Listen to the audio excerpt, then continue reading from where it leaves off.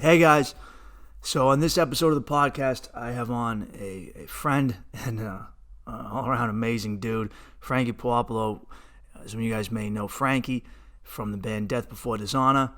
Either way, if you didn't know Frankie, you're gonna know him because this was this was a hell of a fucking episode, man. And this is one of my favorite guests I've had on the show to date.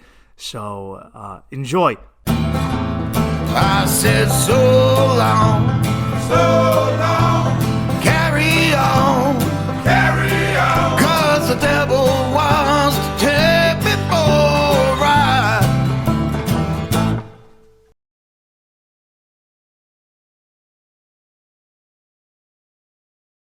I gotta get my act together. Yeah, get your act together. Oh, it's a deep burn, that multivitamin. Yeah, it keeps you nice and warm, man. Yeah. Ladies and gentlemen, welcome back to another episode of Get Your Act Together with Mike Bain. How you doing? I got my friend, musician, power lifter Frankie Puopolo here. What's up? How you doing, man? I'm wonderful. Yeah, well, you got your We energy. had a nice man. dinner. Yeah, we did. We went to the Cheesecake Factory. Frankie got hit on at the urinal, and I didn't. I'm sorry, Mike. I think you're very handsome. But yeah, I definitely got a, hey, you all good? You okay, man? At the urinal next to me. And I said, yeah, I'm good. And I left and I told Mike about it. And he goes in there. The guy's still waiting at the urinal. But then what happened? Well, I go in. Frankie comes out and he's like, I think I've been hitting on. And comes out and I said, I assume it was a fella. It was a boy's bathroom.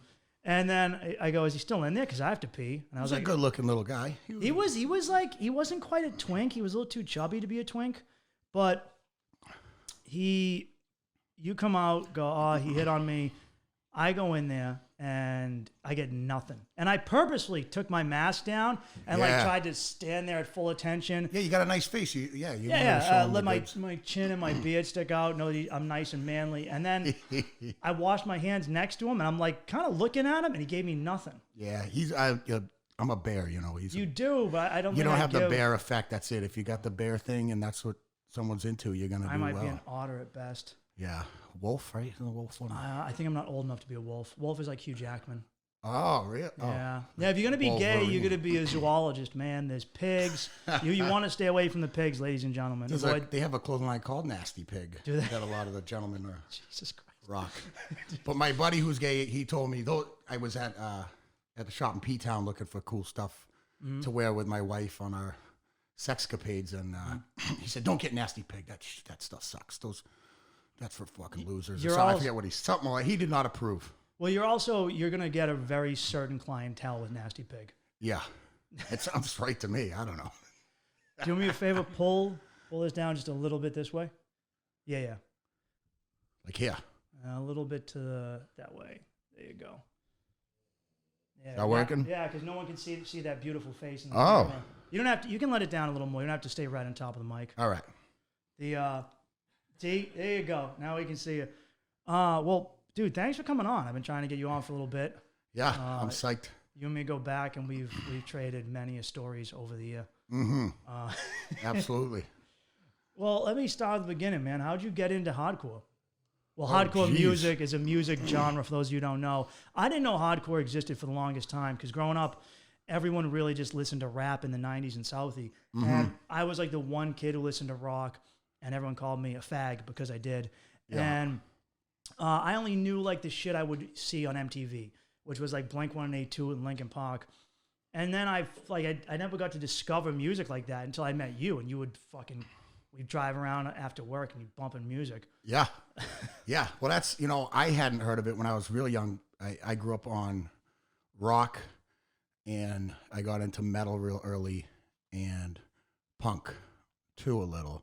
It's actually, I don't know if you met my brother Dave. I call him my brother. He was my next door neighbor growing up. Yeah. I think he's like 4 or 5 years older than me.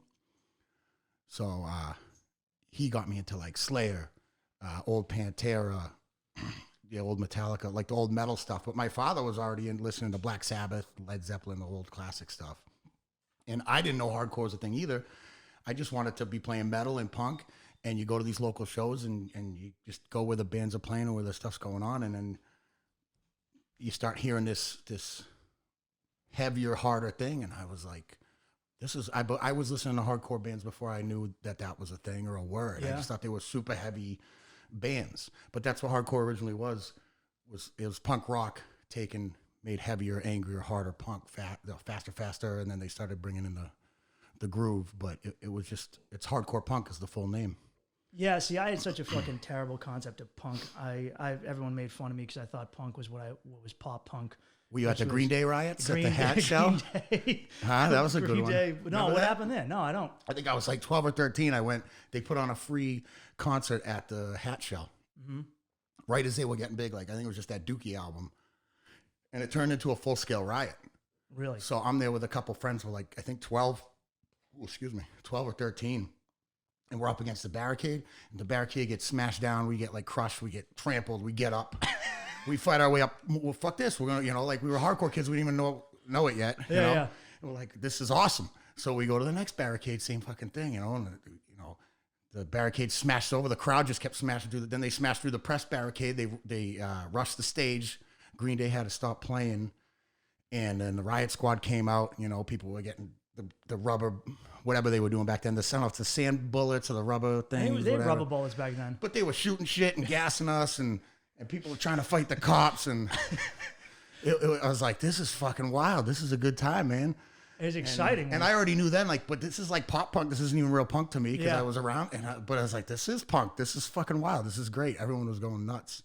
Most people, when dudes start getting trampled, they run from the crowd. Yeah, no. And you're like, no, let me get deeper Good into times, Let me yeah. get deeper into the trampling. Yeah, we just kept going deeper and Yeah, deeper. normally people only get trampled in places like India or other countries. I was big for my size, Yeah. I was like, by the time I was 15, I was going to the packy for my buddies that were 19 or 20 because they wouldn't ID me. Well, you were big, man, but you weren't jacked. I was like you are skinny, now. but I was already, I think by like 7th grade, I was a year ahead in school. So what's that, like 12 years old at most? Yeah.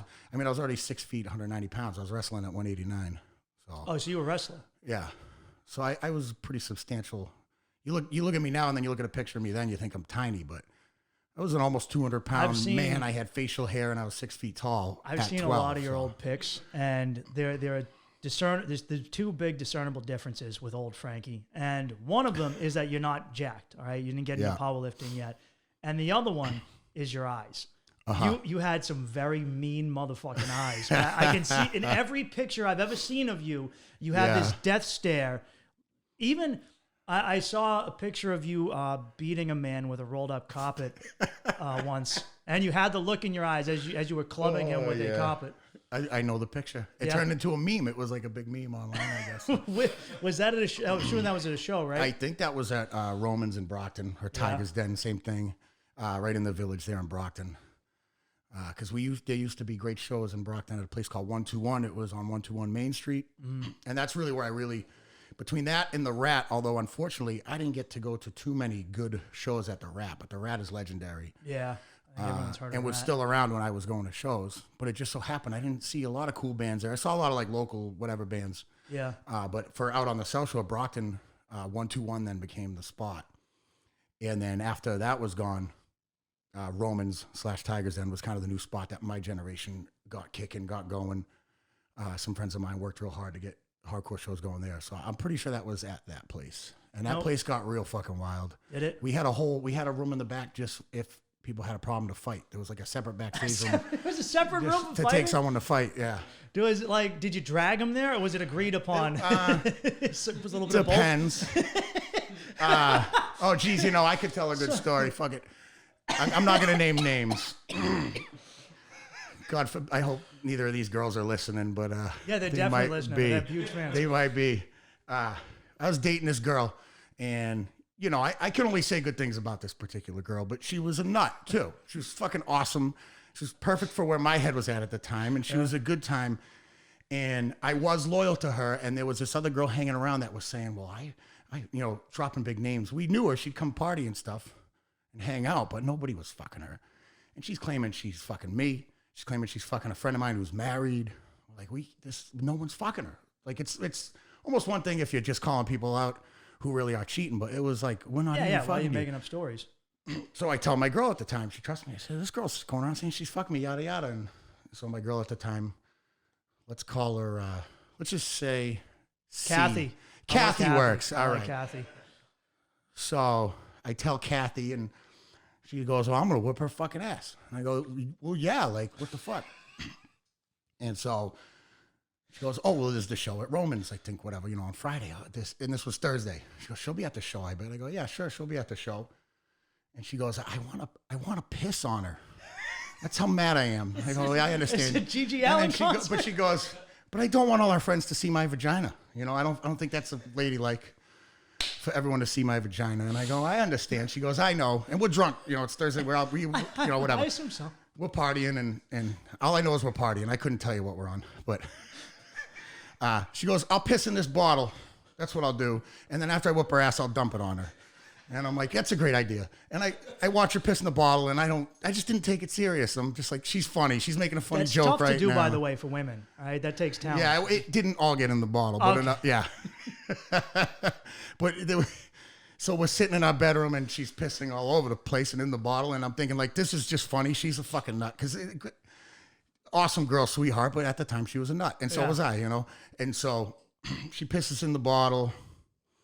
And I'm like, all right. And I totally forgot about it. I thought it was a funny joke between us that night. I was like, she's definitely going to whoop this girl's ass, but that's that. The girl comes by the show the next day. The girl's all upset about something. Mm-hmm. And she happens to go up to Kathy. And Kathy goes, hey, hon, what's wrong? And she goes, oh, whatever. I don't even know what her problem was. She was upset about something. Kathy goes, oh, talk to me about it. Let's go in the backstage. We'll go in Frankie's backstage, and we'll talk about it. And, I'll make, so I watch her walk the girl in there, and I follow her, and she shuts the door behind her. She turns around, and she goes, so you're telling people you're fucking my man, huh? Punches her right in the face, works her. I mean, this girl knew how to fight. She worked her hard. The girl's on the ground. She's cut open, bleeding. My buddy said she looked like a Vulcan. Is that the people from Star Trek? Yes, it is. Because all the swelling already and shit. Uh-huh. Now, all of a sudden, she pulls a bottle out of her purse, and I was like, wait, what the fuck? She goes, you know what this is? This is my piss. And she opens it and starts pouring it in this girl's wounds. And so, yeah, I was like, I totally forgot that she made that quote unquote joke. And she was pouring the piss all over this girl. And then they carried her out, and that was that, and no one ever called the cops then. It was never like even a question. Yeah, but that's a pretty good insight into what the scene was Friday night. Yes. In that room. Night, yeah. That wasn't abnormal. That wasn't. No, it was very, it's funny. I know that wasn't overly violent to us. No, I know a story of a friend of yours, someone I know. And this individual, who will not be named, used to carry around shit in a plastic Ziploc I know. baggie. Yeah. And he was the fecal terrorist. Yes, the fecal terrorist. Uh-huh. Absolutely. Maybe very you famous. Tell this better than I, but my understanding was like if he would get in a fight as expected, which would happen every weekend, and if he lost a fight, he would take it out and be like, even if I lose, I'm smearing shit on you. Yep. Is that it? Yeah. Well, he told me the story about the original time he did it, actually. I don't know. I'll try to do it justice. But he lived in a neighborhood.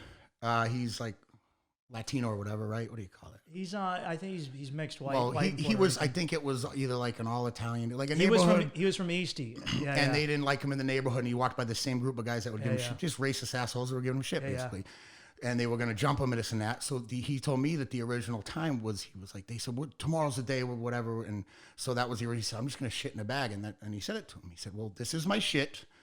And y'all can jump me, the day that they said they were going to jump me. He said, but I'm smearing this all over you motherfuckers. And they went, you know what? You win. And they stopped bothering him. So that's when that began. He said, I'm just going to start carrying shit around. And he did. And he's known for it.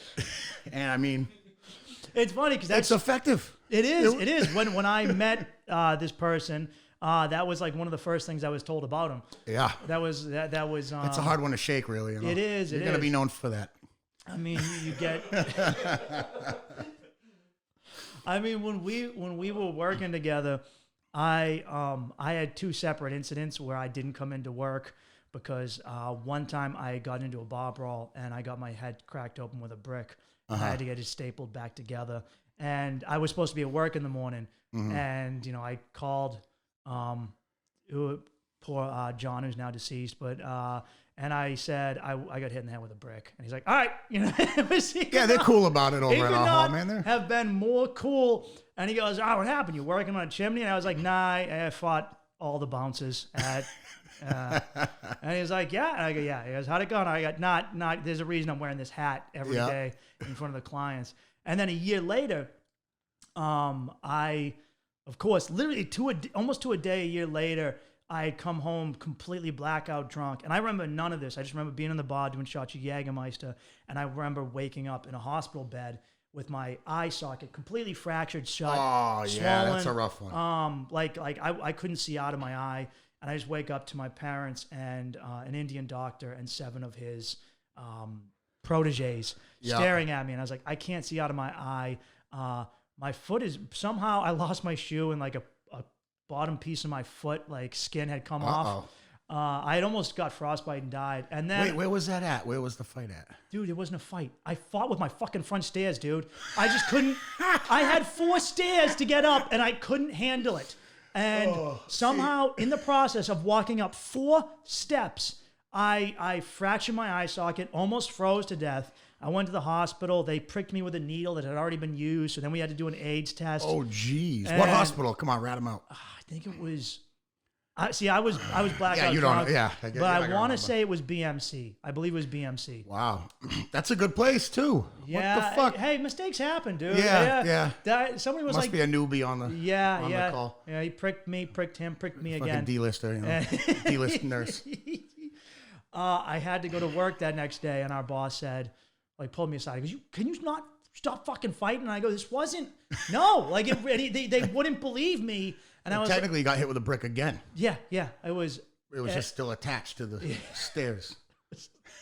I'm going to post that picture on my Instagram when we release this because I found them recently. My eye is red like the Terminator. It's like completely bloodshot red. And where they caving right over the cheek, the orbital there? Yeah. So right here, the whole orbital.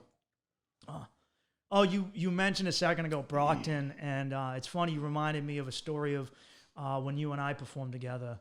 Dylan's, Yeah, we performed. Very fun. Frankie had been trying to get me to open for him. And stand-up comedy and music don't mix. Certainly not stand-up comedy and hardcore music. Now, you were doing acoustic guitar. I was doing the acoustic thing. And I had a lot of friends. I mean, it brings out kids. I bring out kids from the hardcore and punk scene.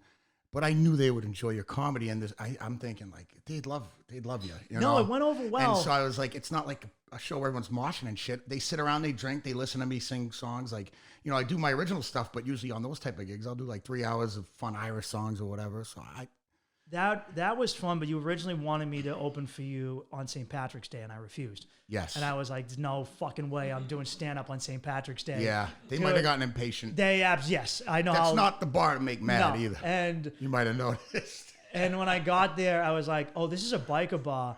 And then I realized it was filled with outlaws. Like the MC outlaws, a couple that I knew already. And I was like, all right, so I know a couple of these guys, but still...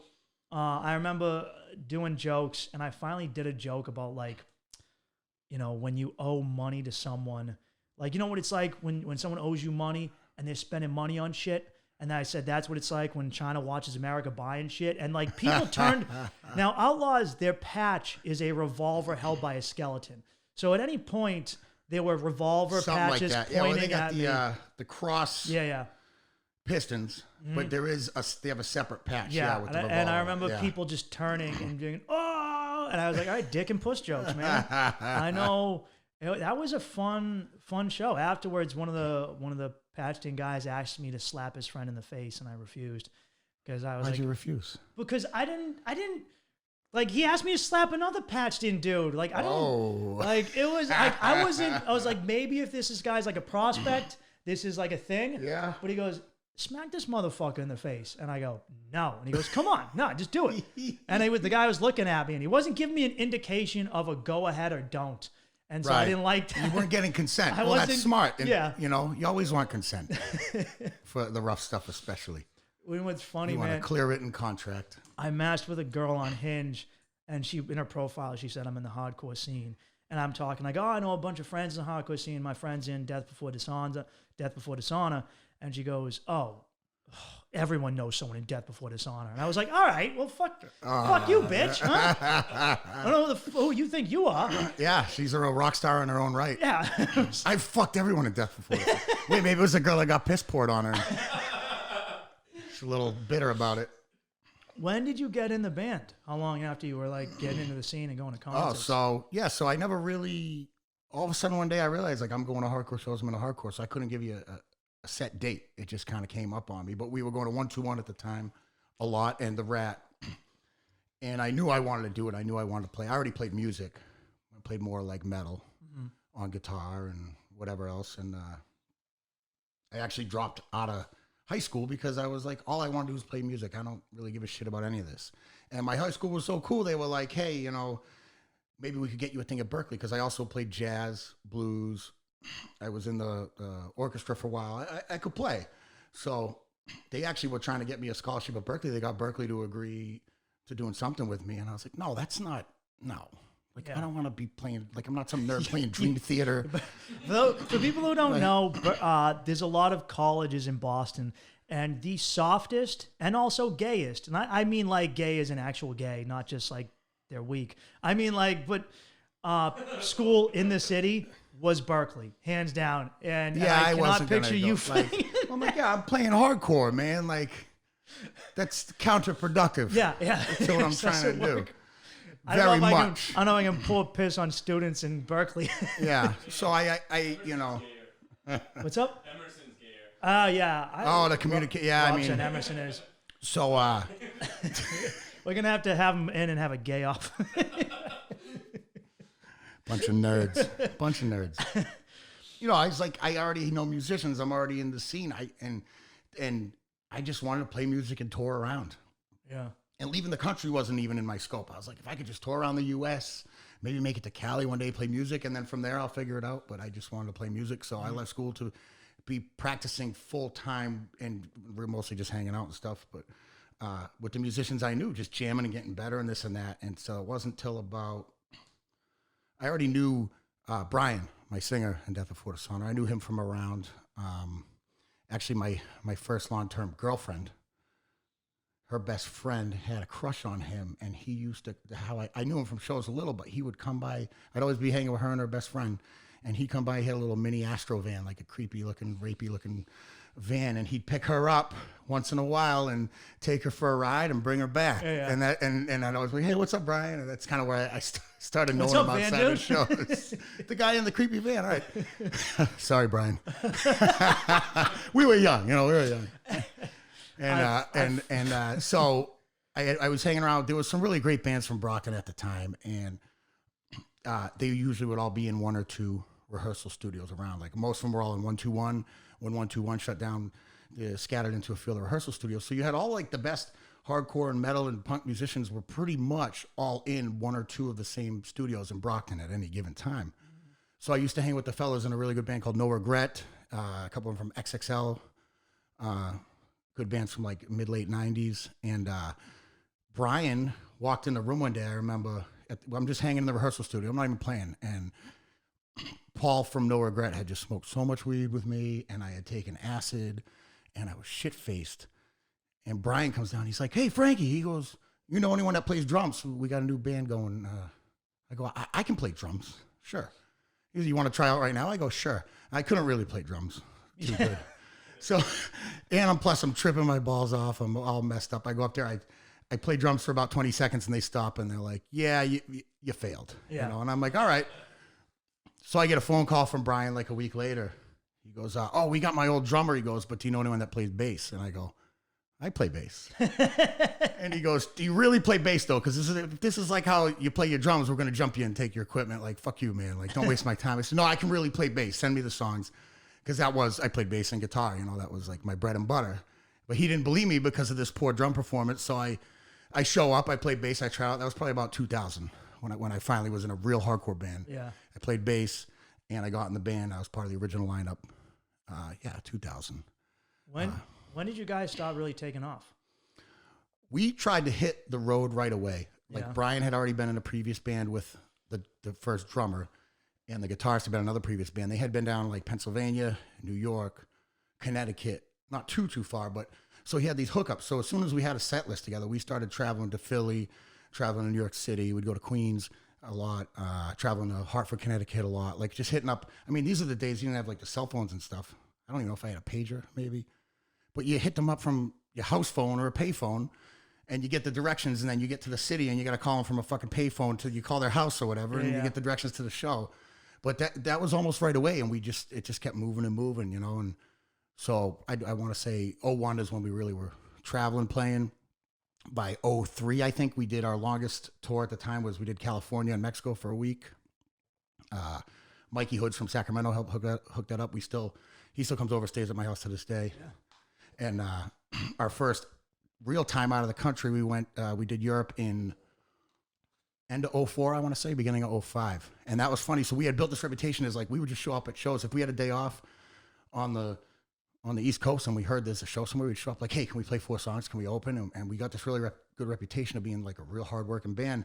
So this band Terra, who's this really big well-known hardcore band. Terra's great. And they were going to do Europe with Agnostic Front, who are legends. Yeah. Legends. Yeah. And they're supposed to do 6 weeks with Agnostic Front in Europe, and they had to cancel like with less than a week before the flights were taken off. Yeah.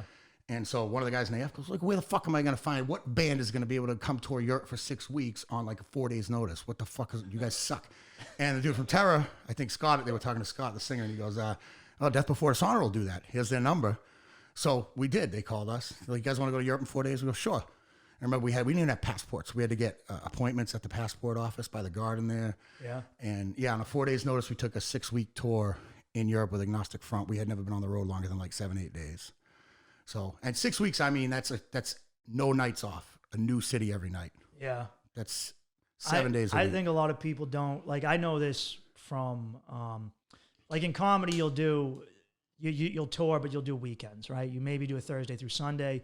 And a lot of people don't realize this. I realize this working as like a rigger and stagehand with you, is that bands will literally, I got off stage in Brooklyn and the next day I'm in Tallahassee. Yep. You know, and yeah, you drive through the night. Yeah. A lot of times you play the show and you take turns driving 12 hours to the next show and you play that show. Yeah. You might play some amazing show at a sold out club one night, and then the next night you drive 12 hours just to play for like 20 kids. I know that. We don't give a shit. But that's how we got that reputation, though. They knew we would do it. So that is like what no one truly understands about performing live, whether it's comedy or music, is one night you're having the best show of your life. You get laid afterward. It's a huge audience. You feel on top of the world. And then your next show is for 3 drunks who fucking throw a bottle at you. Yeah, terrible. And then you're like, what is this, my life, man? Yeah, it gets rough, man. And then no nights off is like, you know, I mean, we did 3 months straight in Europe, I think, with 2 nights off. Yeah. So 3 months, what is that? Math, 90 days? Yeah, it is. 88 days out of 90 days we were playing a show. Not one show was in the same city as the last one. So this was a new city every night. And we did that. What was your favorite country you performed in or you toured through? Oh, wow. Favorite to play? Yeah. I'm going to have to give a few. I'd have to say like Germany was definitely a home away from home for us. Yeah. I assume we're excluding the United States. Yeah. That's our home. Germany was always a home away from home. Always an incredible hardcore scene. Incredible crowd. You can really like this. It's not like in the States you got like hype. Like there's a hype band that's huge 1 second and gone the next. In Europe, it's like you build a real fan base. They're loyal. Yeah, they are. And that's like the home base where our tour booking agency was from. So Germany has got to be the first one I mentioned. The Germans and the Scandinavians take their metal and their hardcore really seriously. Very serious, yeah. Very serious. I mean, we went from like, you know, we're in Cali, like, holy shit, we're playing for 300 people, sold out. This is nuts. And all of a sudden we're opening for Agnostic Front and it's 3,000 people. Yeah. And they're all going ape shit, you know? So it's a whole different experience, a whole different vibe. Poland was like that for us too. We did Poland for the first time. They already knew our shit. We're like, how do you guys even hear us? And I think the second time we ever went there, they had built a 10-man tank that said Death Before Dishonor on it out of cardboard. So as we're like getting ready to play, the crowd parts, you know, there's probably like 1,000 people in there, and this giant Death Before Dishonor tank is walking through the crowd. It's all these guys holding the tank together. Yeah. And we start playing, and they rip it apart, and they start beating everyone in the crowd with the pieces of the tank. Like the second time we ever played Poland, I was like, this is fucking amazing. Dude, so they get honorable mention for sure. They're animals, man. the Europeans know how to put on a performance as an audience. Like Americans are just like, dance for me, monkey, dance for me, you filthy animal. Yeah. But the Europeans, they They're too take cool that for school. soccer hooligan mentality and they bring it to concerts. Absolutely. Absolutely. Which is that I'm a part of this. I have a part to play too. You guys put on a performance and I put on a performance. Yeah. I'm gonna light a fire. I'm gonna punch someone in the face. Yeah, they go nuts out there. And I mentioned Germany and Poland, but really it's like there's so many awesome countries out there. We got a lot of friends in Holland. Holland has an awesome hardcore scene. Belgium, Antwerp, right? Is that the capital there? I believe so. Yeah, that was always nuts, always. So just being out in Europe is really fucking cool. And we did Australia once too, and that was like a similar experience. It was like our first time and only time ever out there. And I think we were out there like a week and a half with Madball, who another great legendary hardcore band. And it was the same thing. It was like every city was nuts. They already knew our music. They were already going crazy, and we had never even played there. So that was Well, really fucking cool. they take their partying to like another level, without a doubt. They take it to my level. Because I imagine you guys weren't sleeping much in between cities. We go pretty hard, you know. I was probably the most guilty in the band of the hardest partying. Yeah. For sure.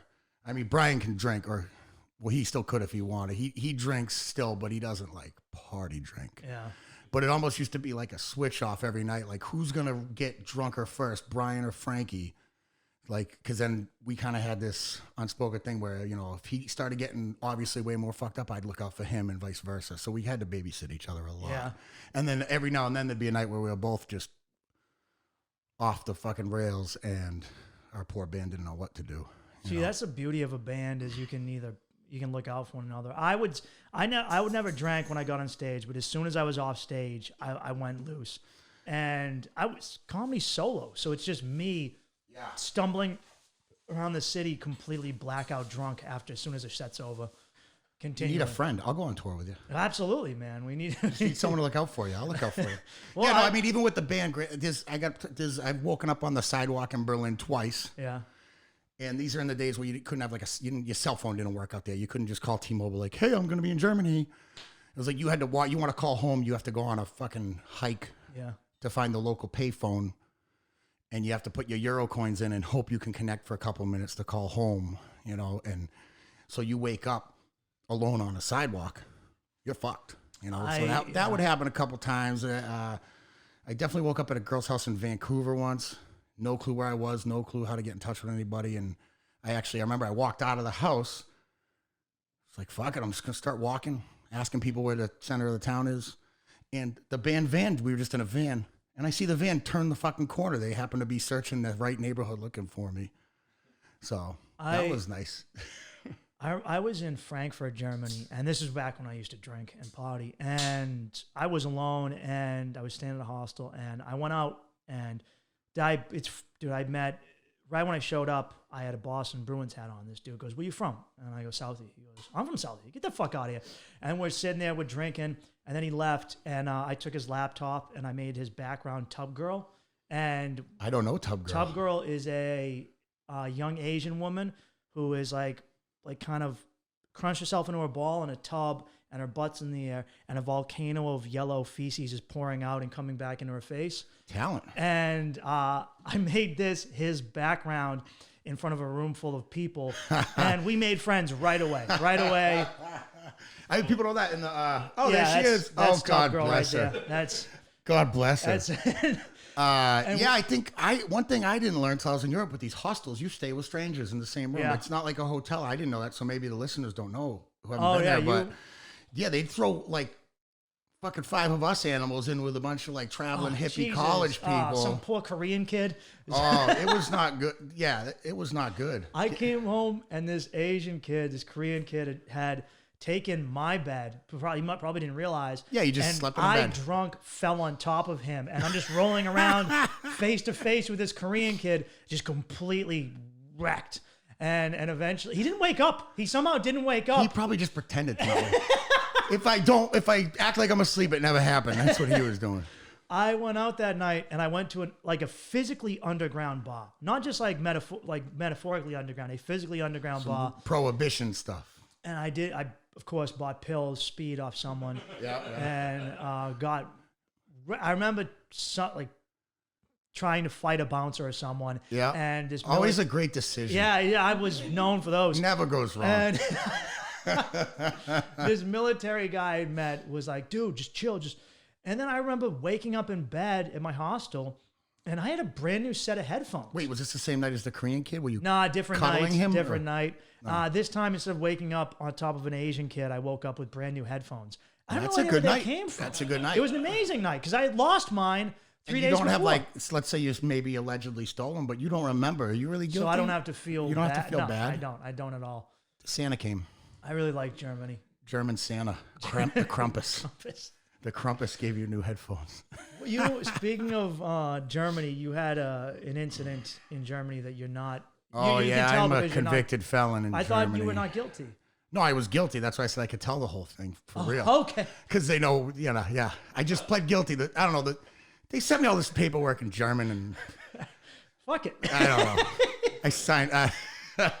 Yeah, we were playing this town, this club, and the guy that was running the club, he was actually the guy that always printed our merch out there. We had built a friendship with this guy, Uwe. And he's awesome. What's up, Uwe? I'm going to send a link to him. He's great guy. So he's running this club. I had not drank for 3 years, and this was my third night back drinking. And I have this picture of myself. I'm laying on my back with my head hanging off the stage playing guitar, and our German tour manager, Schlumpf, is pouring either booze or beer down my throat as I'm playing during the show. And I'm wearing a shirt that says, I heart, whatever. It says, I heart cops, but instead of a heart, it has a grenade. So it's like, this is the night I got arrested in Germany. Weird. And there I am fucking, So after the show in the club, there's like a bar in the back, and Uwe goes, I'm running the bar all night.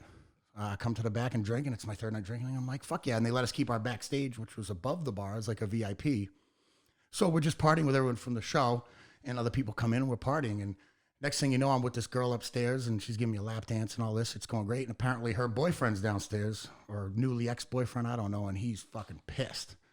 But for some reason, he's not pissed at me. He's pissed at Brian, my singer. Yeah. So he's giving Brian shit and fucking back and forth. And finally, I guess he whips his dick out at Brian, and Brian runs at him to beat him up, and they break it up, and they kick the kid out. So I'm like, all right. I come downstairs, and I hear about all this, and I'm like, well, that's fucking weird. Okay. That's a great way of getting attention. Yeah. So I'm downstairs, and we're drinking shots. Jaeger, I think we were talking about Jaeger on the walk, right? Mm. And we're doing shots, and we had this pop punk band with us, Burn the 8-Track from Canada, awesome dudes. And the singer was like this real sweetheart. He'd never heard a fly. So Brian's going to smoke a cigarette. I don't smoke, but I go outside with him. We think this thing's all over, And the singer of Burn the 8-Track's out there smoking a cigarette, and that fucking asshole German guy's out there giving this poor pop punk dude shit, just in his face, being a fucking asshole. So, and there's tons of people out there. So Brian goes, that's it. I'm going to fucking kill you. He throws his cigarette down. He runs at the kid. The whole crowd gets in the middle, stops him, The same kid that whipped his dick out at him and all that. And I just kind of sneak around the side of the crowd and creep up on the kid. And he turns to me and he's got his hands up already. And I took him out. And I knock him out, whatever, rough him up. And he's unconscious. And I'm like, oh, geez, what do I do with him? So I actually grabbed him by his head and I dragged him in the woods. We're in like Bavaria. And there was like this little ditch in the woods, and I throw him in the ditch in the woods. And I'm like, all right, let's go drink. We go back inside, and I go to Uwe he's running the bar. I tell him, this is what happened. Should I leave? Should I go? Is it time to call a night and go to the hotel? He goes, no, you're fine. Well, fuck him. I'm like, all right, we're fine. So we keep drinking, and sure enough, we hear the sirens coming. Me and Brian go, oh shit. Because at some point, I think Brian had fought, a couple of his friends or something too, you know. And it's like, we better get the fuck out of here. So, we go out the back door, and it turns out the back door is just like this mini yard with like woods all around it. So we're like, well, this isn't helpful. We got to run through the woods. They're like, Brian's shit-faced. I'm shit-faced. We start running through the woods. It had been raining. It's swampy. We're running through the woods. The cops are in the bar looking for us. We're like, fuck. So we start doubling back. We knew our hotel was right around the corner. We double back to the back parking lot. When we get to the back parking lot, turn the corner, get to the hotel. We'll be good. We get to the back parking lot, there's a fucking fence in the way, and Brian was too drunk to climb the fucking fence. Yeah. So he's climbing and falling and climbing. Finally, I'm like, fuck, man. I push him over the fence, I get over the fence. We go, I shit you not. We could kind of see around so we're on the side / back of the bar. All the cop cars are on the front. We see the lights. We see them hovering out there. So if we run up the parking lot, turn right, we'll be out of sight. Boom. We run up the parking lot. Brian's right ahead of me. He turns right. There's a big fat German dude passed out on the side of the fucking road. Brian trips over him, falls on him, screams. All the cop lights, boom, on us. So we run back, hopped a fence, back into the woods. Like, what the fuck are we going to do now? And then I have this brilliant idea because I'm hammered. I go, here's what we're going to do. We're going to go back to the backyard of the bar. We're going to smoke cigarettes and act like it wasn't us. We've been out here smoking cigarettes. That wasn't us. We've been acting like we're smoking cigarettes. We're the only Americans in the fucking place. So that's what we do. We go in the back, we light up cigarettes, and now the cops, they were come from our backstage. They climb onto the fucking roof out to, like, it was like one of those attic apartment type backstages. Yeah. So there's German cops on the roof with spotlights. There's cops in front of us with spotlights on us, and they're screaming at us in German, and we don't know what the fuck they're saying. So we're just like, don't fucking shoot us. Don't shoot us. We got our hands up. So obviously we got arrested and all that. And I remember Uwe goes, as I'm getting put in the cruiser, he goes, whatever you do, demand a translator and don't sign anything.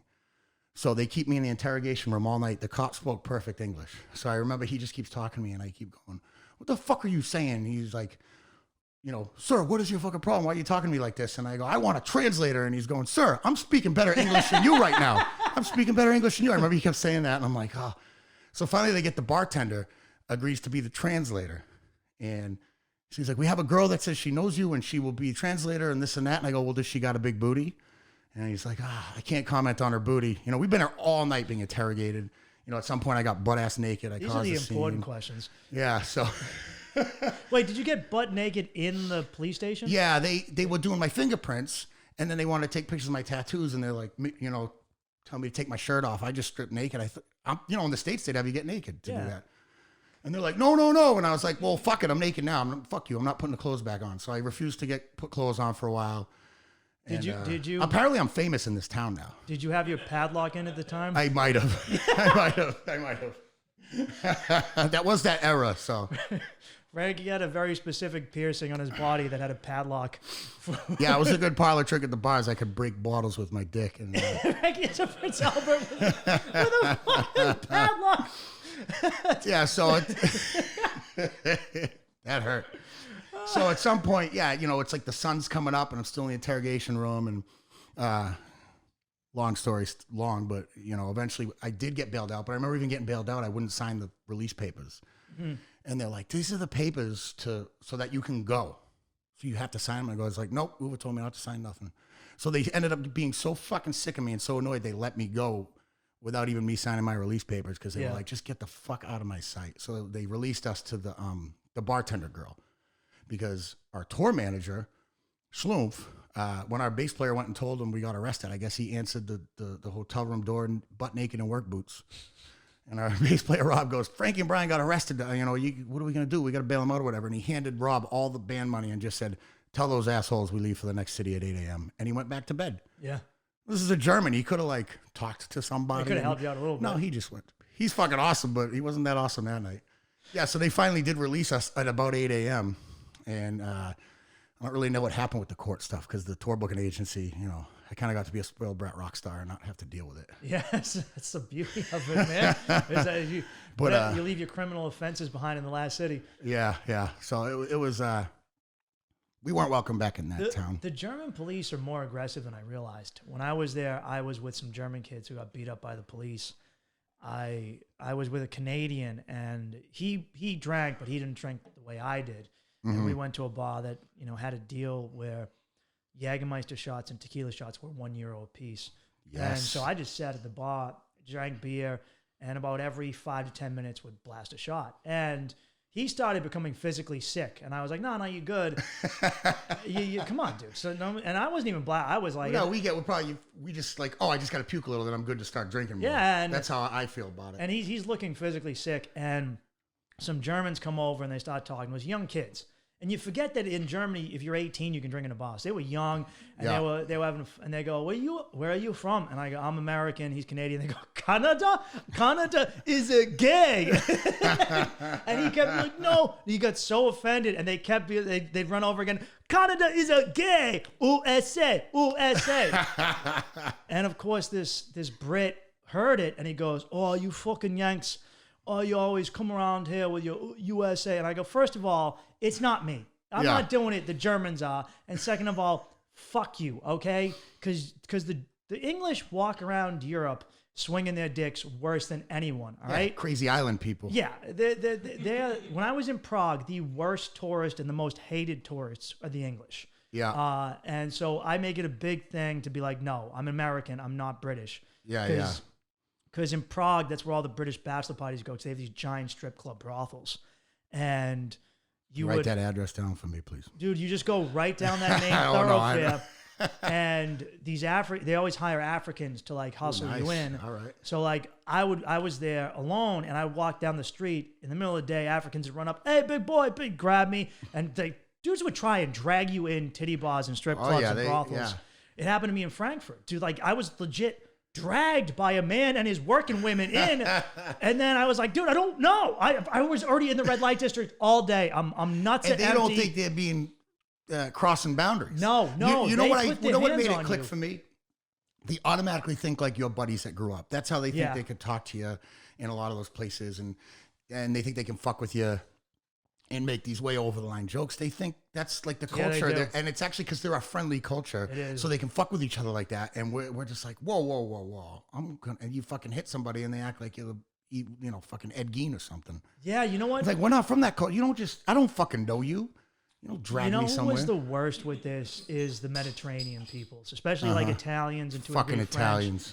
But like Italians and Greeks and French dudes will do this thing where they'll walk up to you and they'll hit on your girlfriend in front of you, and then you go like, "What the fuck are you doing?" And they if go, "She wants to go with me. She go with me. It's not your business." Why do you act like barbarian? Why are you savage? John Wayne? Yeah. Oh, John Wayne. John Wayne, American pew gangster. You're a gangster cowboy.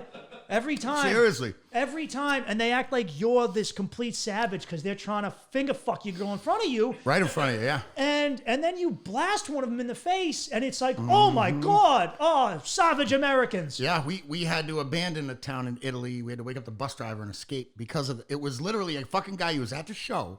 He bought an agnostic front hat with an American flag on it. Yeah. And he's out in front of the bus pulling some shit, and he's doing that. John Wayne, American, you think you're a tough guy? Piece of shit, American asshole. And I'm like, you got a fucking American flag on your hat. And then we start kind of warning him, like, yo, there's 30 dudes living on this bus together. We're all friends.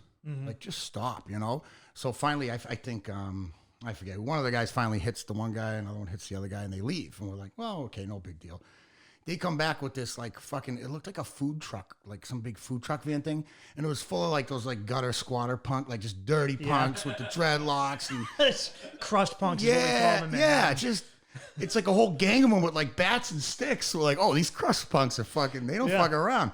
But, it was literally 30 dudes on the bus from Boston and New York. So they got fucking worked. They learned a little lesson in John Wayne that fucking day. But, yeah, then it was, we hear the sirens coming. Now, the bus drivers, they usually drive all, they sleep when you're playing the show and partying, and they got to get up and drive 10, 12 hours. This poor guy was he was supposed to get to sleep till 6, 7 in the morning. We were waking him up at like 2 in the morning. Like, we got to fucking go now. We got to go. So he was pissed. But yeah, we left, and we also weren't welcome in that city anymore. Weren't you guys, we got a long list of cities. Weren't you banned from the country of Austria? The whole, it was actually very similar. Yeah, the whole country of Austria. We weren't welcome back there for a few years. What happened? It was similar. Almost identical, except you're just going around beating up crust punks all over Europe. Yeah, kind of. I mean, fuck those guys. Learn some manners, Yeah, we played a club, and there was a 24-hour punk rock bar next to the club, and we partied with everybody, and a big fight happened, and we, everybody fought everybody, and we had to wake the bus driver up and leave. And yeah, we got the call from the tour booking agency, like, we can't ever book you in Austria again. None of the bands we were with. It's always same funny story that night. I met a girl at that bar. she blew me behind the dumpster. And then very romantic. yeah, it was beautiful. And I we go back into the bar after and part ways, thank you, you're wonderful, goodbye, and we're drinking. I look over, and I don't know if your listeners know, there's a world famous punk rock legend, amazing guitarist, and even more amazing person. And I look over and he's making out with this girl. So he's the guitarist. I'm like, this fuck, is the man. same girl that blew you.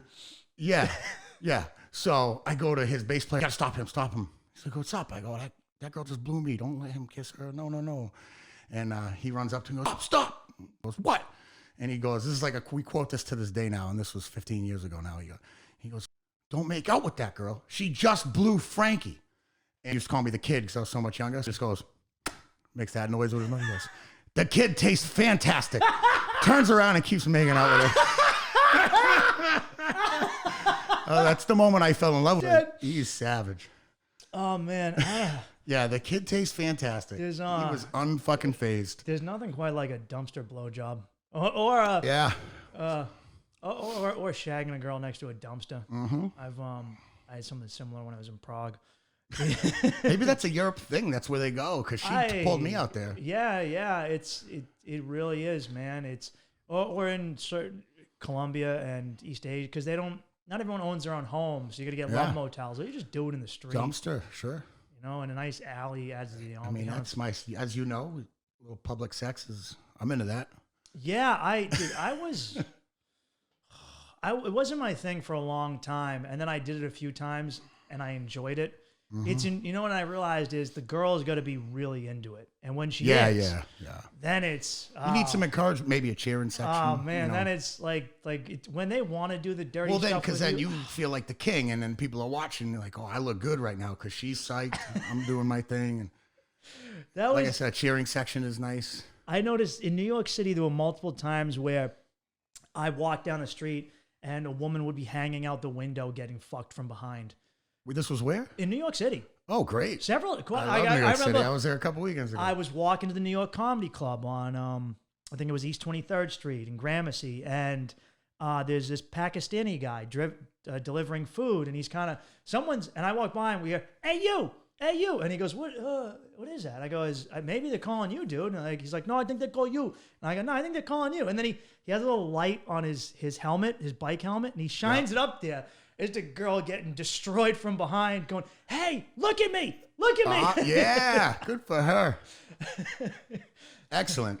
Well, I realized early on that European women were, to say the least, a lot kinkier than American women. Yeah.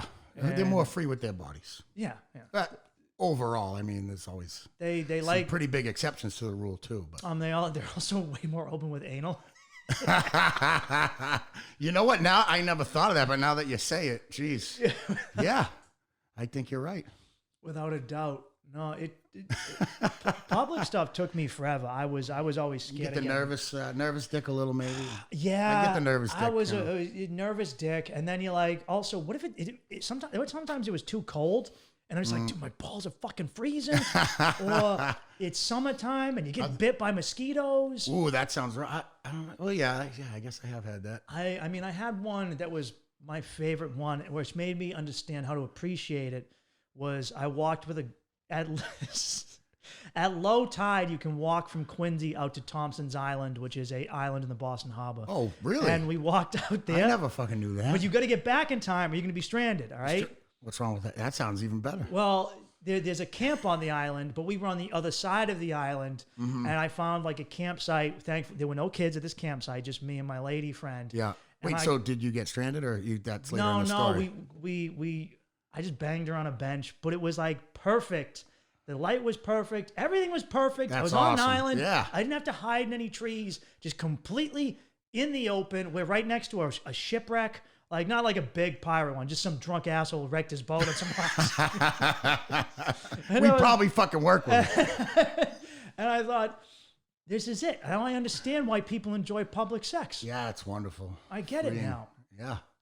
Because Europe was great for me because when I went there when I was young and I was very sexually repressed, And then I was like, oh, there's a smorgasbord of stuff. Because the Germans don't you learn hide. different things are acceptable, and once you're able to open up a little, right, and see what you really like. I went to a mall in Germany, and there was just a sex store in the mall. Just like in the mall. Like it would be like... Now, wait. Frankfurt, you said, were you in the Frankfurt airport? Yes. There's a sex store in the Frankfurt airport that actually has wax shacks right in it. You can pay to jerk off right at Frankfurt airport. At the Spluge booths. Yeah. I missed those, Yeah, man. right in the airport too, man. It's a beautiful country. It is. And you go to, in the mall, there's a sex store, and you go in, I walk in, and there's an elderly couple picking out dildos. And I mean like an elderly couple. Yeah. And then there's a woman in her business suit, clearly like a high-ranking businesswoman, and she's in her suit, and then all of a sudden, I walk in, and she's picking out leather. Like, she's clearly a dominatrix, and she's picking out leather and whips. And, Fuck yeah. And I go, oh, they're on a different level over here. Yeah. And they don't hide their leather, their kink. People are outside being walked on leashes in, like, the red light district. They got the gimps and all that. Because I went to Frankfurt. You get out of the bus station. I got thrown out of the bus station because I was sleeping there. And right away... Sleeping or passed out? I was sleeping. I just got off a right. bus from Prague. And you get off and you're like, oh, shit, there's a lot of heroin here. Because dudes are just straight booting up in the street. And then you hit the red light district. Maybe they were just the COVID vaccine. Maybe. Yes. It was just some health-conscious men vaccinating themselves. And that's when I went to Germany. I was like, oh, man... I was like, I'm into this. I'm into this BDSM shit. Yeah, fuck yeah. Yeah, they got all the cool sex clubs and swinger clubs out there. And I went into a sex shop in Prague, and they had blow-up sheep. I was like, I didn't know they made blow-up sheep. There's something for everybody. But I guess out there, there's all probably, if you're not in actual Prague, it's probably all farmland, right? It is. Because I've played some like weird like metal festivals in Czechoslovakia, right? Is that where it is? Yeah. And you're just in like a fucking farmland. As far as the eye can see, it's just farm, like weird metal heads in farms. So that's a thing for them. What else are they gonna fuck? You don't want to fuck your sister, go get a sheep. It's not. You just made bestiality seem so appealing, Frankie. Because you're like, I don't condone bestiality. I'm making a joke. I don't condone it either, but it's better than incest, okay? And we stand by that on this podcast. That's true. As long as the animal consents. Well, they also had like kink fairs. They had the swinging scene was so much almost bigger. like Providence. Yeah, I've compared to Boston. Dude, Providence is so much more fun than Boston. I agree. I mean, even as a band, we were younger. We didn't party in Boston. We go down to Providence every fucking weekend. We go. I went there to drink underage. Plus, they had the strip clubs, Balloons, which a friend of ours used to run. Okay. Charlie. Oh, really? Yeah, Charlie used to run. Yeah, nice. One of the brothers, Charlie, he used to run Balloons. He ran about 4 strip clubs. I never knew that. Yeah, he did. That's funny. He used to hire comedians. I knew like J-Dub had some pull down there because he hooked me up one time with I was at a bachelor party down there and I just wanted to have a drink with him. He goes, well, I'm going to bed, but tell him I sent you over at the Foxy, and boy, do we get treated good. I went to Foxy. And the strippers, like, Jesus, I don't know if I should admit. Fuck it, you're admitting it. Yeah, right, what am I doing? Come on, I'm just getting warmed up. I got all kinds of fucked up things to tell you. I went to Foxy, and I was with a bachelor party, and the stripper was Russian. She goes, oh, touch my titties, you pussy boys. Like, because you're not doing it? Or like, she's like, she was like, why no you? Okay. And then I come over, and I'm like, fuck this. And I was trying to stop drinking at the time. So I think I was just high. And I just sat down and I proceeded to milk her. I didn't like really, right. Nothing came out. Oh, okay. But like I just sat there and just pulled one of these at the at the stage. And it was completely fine. It was fine. They don't care. Wasn't looked down upon. It was like, oh yeah. So at my bachelor party, we went to strip club where actually Brian wanted to play a joke on me, and a girl that did have breast milk still, he paid her to go start squirting the breast milk on me. Right, same thing though. Right from the stage. So she comes out to me. All of a sudden she's like, "Oh, you're a big strong guy, huh?" I go, "Well, yeah, all right, thank you. Like you're just trying to hustle me." And she goes, "Bet you drink lots of milk." I was like, "Yeah, I actually do. I do drink lots of milk. Yeah, sure." And she grabs her titty. She goes, I got some milk for you. She starts spraying milk on me. And all I remember is I'm dying laughing. So my mouth's open and she's trying to squirt it in my mouth. And Brian's grabbing me. He's going, don't drink it. Don't drink it. It's her insides. It's from the insides. Don't do it. That's all he kept saying. I'm like, you're the one that did this to me, which I wasn't trying to drink it. I didn't drink it. I would drink it. But I was laughing so hard and she's trying to squirt it in my mouth, you know? And I was like, I've oh always my wanted fucking to God. drink But breast milk. right from the stage, I look over at the bouncers after. They're just dying laughing. They could Yeah. not give a fuck less that this girl spurt breast milk all over me. And yeah, it was awesome. Yeah. I got a lap dance after that. I was sold. Providence had the sex clubs too. They had better strip clubs. And it's part of their psyche. So Providence was started by Roger Williams, who was a guy who got kicked out of Massachusetts Bay Colony by the Puritans. And he's like, fuck this. I'm going to go start my own state and do my own thing. I never fucking knew this, but it makes perfect sense. And I'm going to have fun here. That's why Rhode Island had indoor prostitution legal. And What do you mean had? Oh, legal. Okay. They reversed it like 4 years ago, not even. Oh, really? Yeah, but it's still like, you know. I mean, that's wink, wink, Providence is like, you can do it. without divulging too much, my wife and I still go to Providence a lot. That's Yeah. where the fun is. My wife is an amazing woman and she's fun, and that's where we go to have fun. We don't go to Boston to have fun. That's a beautiful thing, because so many people, I'm a huge advocate for this. And you're one of the few people I know understands this, Yeah. is that getting married doesn't mean not having fun anymore. Correct. You should Opposite. You should marry the woman who you have fun with. Exactly. You know, and on the premise that you're actually honest the whole time and you share each other's, you know, this is what I'm into, what are you into? And then you can help please each other together. Find the things you're into together, help make some things happen. So, yeah, people don't understand that. They hide it. I'm in like these dads' Facebook groups and stuff. Yeah. And the dads are complaining this. And I'm like, at what point did you marry the woman that would be mad at you for watching porn, for instance? That's fucking insane. That's 90% of New Insane. England, man. I know so many dudes who they can't watch porn. They don't get blowjobs. They don't have And sex. they don't Never think mind that's having crazy. fun. They're on Facebook being like, am I a dick? Should I stop watching porn? And I'm like, what the fuck are you talking about, man? You're Are a you man. insane? Like I would. If you like watching porn, you should have been telling her from the beginning. If she had a problem with that, she should be fucking out of here. Bye. I just can't imagine if a woman ever did that to me and was like, "You can't watch porn." I would just laugh in her face. I'd be like, like, who do you fucking think you are, huh? No, I'm the man. I'll tell you what I'm gonna do, and you're gonna have to deal with it or leave. Well, and it's a two-way street. The same with her. Whatever the fuck she wants to watch or be into, oh yeah, I want to support that. I'm her husband. I might want not to watch it with her, but as long as you, I'll try. I mean, if it's unbearable, sure. yeah. I mean, But the point is, and it's not just like, well, I'm the man, so I get it. It's the woman too.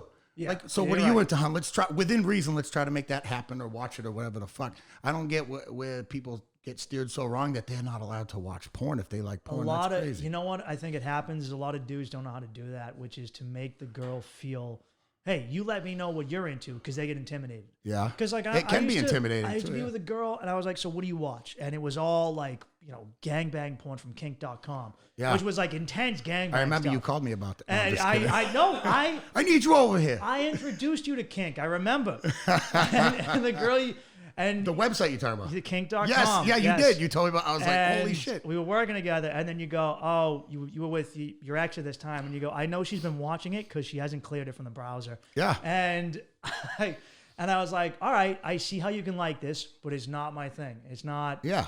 you know, and nor will I let you do that. We can like, I liked. I'll watch. I'd still watch anything. I'll try pretty much anything as long as it's not going to hurt me physically too bad. I'm a sensitive guy. I was in the same boat. But I'll work with you, you know? What I found, well, I mean, my biggest thing was like, hey, let's find a submissive together and dominate her. Because I love you. I want to dominate some bitches with you. Yeah, absolutely. Let's that do sounds it. great. Well, everyone is like, I want to do stuff as a couple. Let's fuck this girl as a couple, huh? Yeah. Let's whip her together as a couple. It's a bonding experience. I It agree. is a bondage Without experience. giving away too much of my current private marriage information, but yeah, that's fucking awesome. That was... And if two people that are into it's funny, there'll be two people that are into that together, and neither one knows that the other one's into it, and they hide it from each other. That's fucking crazy. That's the thing. So sad. Like, I've been single for a few years, and that's something I'm holding out for, which is, look, you don't have to be into everything I'm into, but we both get to be cool with the other one, and we have to be completely honest. And I've like, it's tough because I'm using like Hinge and Tinder and Bumble have a lot of girls who are very, especially in New England, not in touch with what they really want. Or some have never even had an orgasm. And, you know, they're like, oh, I'm just like, every girl I talk to has had an ex-boyfriend who made them feel like shit when they tried to open up. Yeah, you know, I think I can say the same. And that's really fucked up. I want to say like 95% to 100% of every woman I've talked to, especially in this area, New England, has said, I opened up about my kink or what I like or porn or whatever, and then the guy I was with got insecure and fucking trashed me for it. And then they just don't. They just stop right there. It's like it's same as the old school repression. They were a nice kinky flower ready to bloom, and then some dude fucking stomped on it and ruined it for everyone else. I hate every. If you're one of those guys, I want to fight you. Fuck you. You suck. Stop ruining real it. Bad. Be nice to the women. Encourage the kinkiness. Help us all out. Because it helps you later on. Because that's what I've been holding out for, is someone who I can just be like. Those are the same assholes that then for their birthday they want a fucking threesome or something, and they wonder why they get shot down. You don't deserve it, motherfucker. You're a selfish asshole. That's it. They don't get it, and they wonder why. You're selfish. Man. Well, also the same guys that couldn't handle it anyway. So, I mean, it's entirely doable. I mean, it's one of those things where it's people get. It's trust too. You're just going to be able to leave people alone, and because I've had that where guys were like, "Oh, you're letting your girl go out," and I was like, "She's going out to research and catch bugs in the forest, dude." Yeah, I'm not worried about her. Right? She's with who the fuck would? Why is that? Yeah, that's was that because she'd have like another researcher with her, and they're like, "She's with another guy," and I go, first of all, he's a fucking nerd. Okay, so I'm not overly worried. All right, and number two. I don't care. Like, if I get cheated on, I get cheated on, and then I just live my life. I dump her and I move on. Life goes on. Who gives a shit? I don't. And also, people get so caught up on that they think it reflects negatively on them. No, that's not it at all. Everyone gets cheated on, man. Yeah. I don't care how big your dick is or how much money you get. You will get cheated on. Okay. And if you're like, I've never been cheated on, yes, you have. Yeah, you just weren't clever enough to figure it out, maybe. You just don't fucking know any better. Yeah. It happens to all of us, and it does. There's no shame in it. Well, then you know what? You grow up and you start saying to the woman, "Hey, what are you into?" Like we're talking about. You have the conversation instead. They don't got to cheat on you now. You could share it together. Exactly, man. Oh, speaking of, I meant to ask you this, because I got on FetLife for a little bit, and FetLife even creeped me out, and I have a pretty high tolerance for stuff. I'm nowhere near as kinky as I used to be when in my younger days. You're wrangling it in. Thank God. Yeah, I'm in a nice. I'm like safety bubble now. I'm vanilla plus. That's what I am. All right. And you're vanilla plus. Vanilla plus. I doubt that that's all you are. I fucking doubt it. You know what it is, man? It's if I meet a girl who matches with me, then it becomes like a cataclysmic storm. Otherwise, it can remain in a more hibernated state. And you're okay with that? Yeah, if I'm with a girl and I really like what we're doing, I don't necessarily need all the other stuff. You know, if we can just match up, right? You know, COVID's been like 14 months. I don't even fucking know you anymore. This is terrible news. Let's I'm out of here. Why don't we hit a club together and you bring me back? Come on, man. But no, FetLife creeped me out like a lot. No, true. I made a FetLife account for my wife and I, and well, for me, it wasn't even the creepy as much. It was just like it doesn't help you. Nothing real. And it's a bunch of random creeps. They want naked pictures of whoever, and they send you weird shit. And it's not actually pinpointing what we're actually trying to accomplish. Exactly. It's a lot of people talking about weird stuff. I met a lot of people on there who are just like, I want to write fan fiction. I was like, what the fuck is this? I don't even know what that is. It's somebody. Sounds terrible. It is terrible. It's somebody being like, here, I'm writing a story where Yu-Gi-Oh gets fucked in the ass by Ash Ketchum from Pokemon. Yeah. Why don't you just put the outfits on and do it yourself, like a fucking real? Yes. Real man and woman, just like a real man, dress up like Ash Ketchum and let her dress up like Pikachu or Misty, and just do what you need to do. Funny thing, now that you mentioned that, we have this plan. I'm snitching myself out here totally, but the wife and I, we were researching Cleopatra and Mark Antony, right? Yeah. And they actually had a drinking club. Yeah, they did. Indomitable livers, meaning their livers are indestructible, right? Or whatever I'm fucking the words up. And they actually used to go out and wear disguises and play pranks on the town in the middle of the night. They'd get shit-faced with their drinking club at their, whatever the fuck they have, a castle, I don't know. Yeah, and they go out and they do all these pranks. So we're going to do that. No one in East Bridgewater is listening to this. We live out in East Bridgewater now, in a nice little countryish / suburb town. And so we kind of have that. We have our close friends. They come to our downstairs basement. We drink heavy already. So I have this bull outfit. It's like a bull onesie. It's got the horns on the head. And then our friend, she got a unicorn outfit.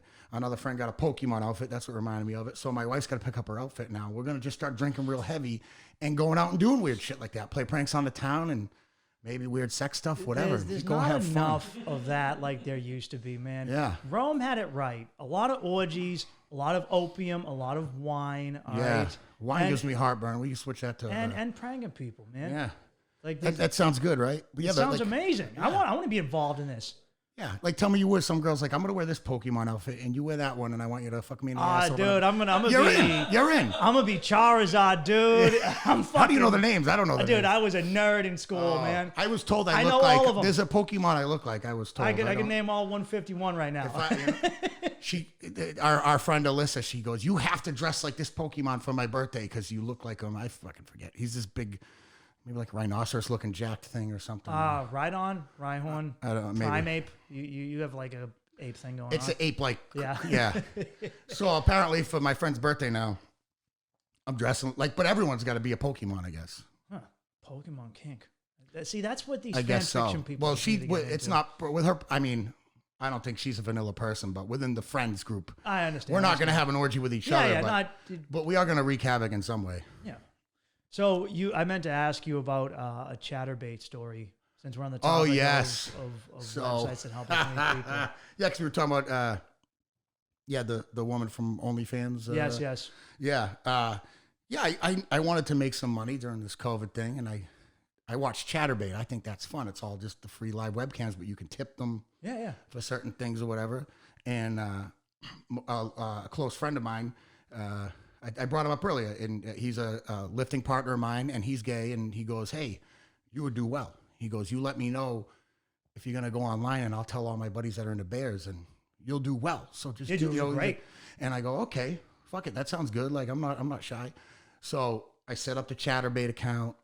I hit up this girl I know that does it, like for, how do I do this? Well, and I think I have it all set up. So it's ready to rock. And I'm just waiting for a night to do it. So finally, my wife falls asleep early one night. So there I am. My wife's awesome. She takes care of me all the time, but she fell asleep. Finally said, well, if I'm going to take care of myself, I'm going to do it on ChatterBait. Fuck it. I'm going to make some money finally. Let's do this. And I set it up. I got the screen with the porn I like on, and then the video on me. And, I'm going to town for like 2 hours, man. Like just 2 hours fucking rocking. I got my lube, cool porn on, and I can tell it's on my phone that's videotaping me. I see comments and comments. Oh, I'm doing good. I'm definitely making money. I'm getting tipped. This is awesome. Tons of comments. And every now and then I look and I kind of try to read it, and I'm like, fuck, I'm just going to keep doing my thing. And so after 2 fucking hours, I finish. I turn the porn off. I go to the video. I'm like, thanks, good night. And I turn it off.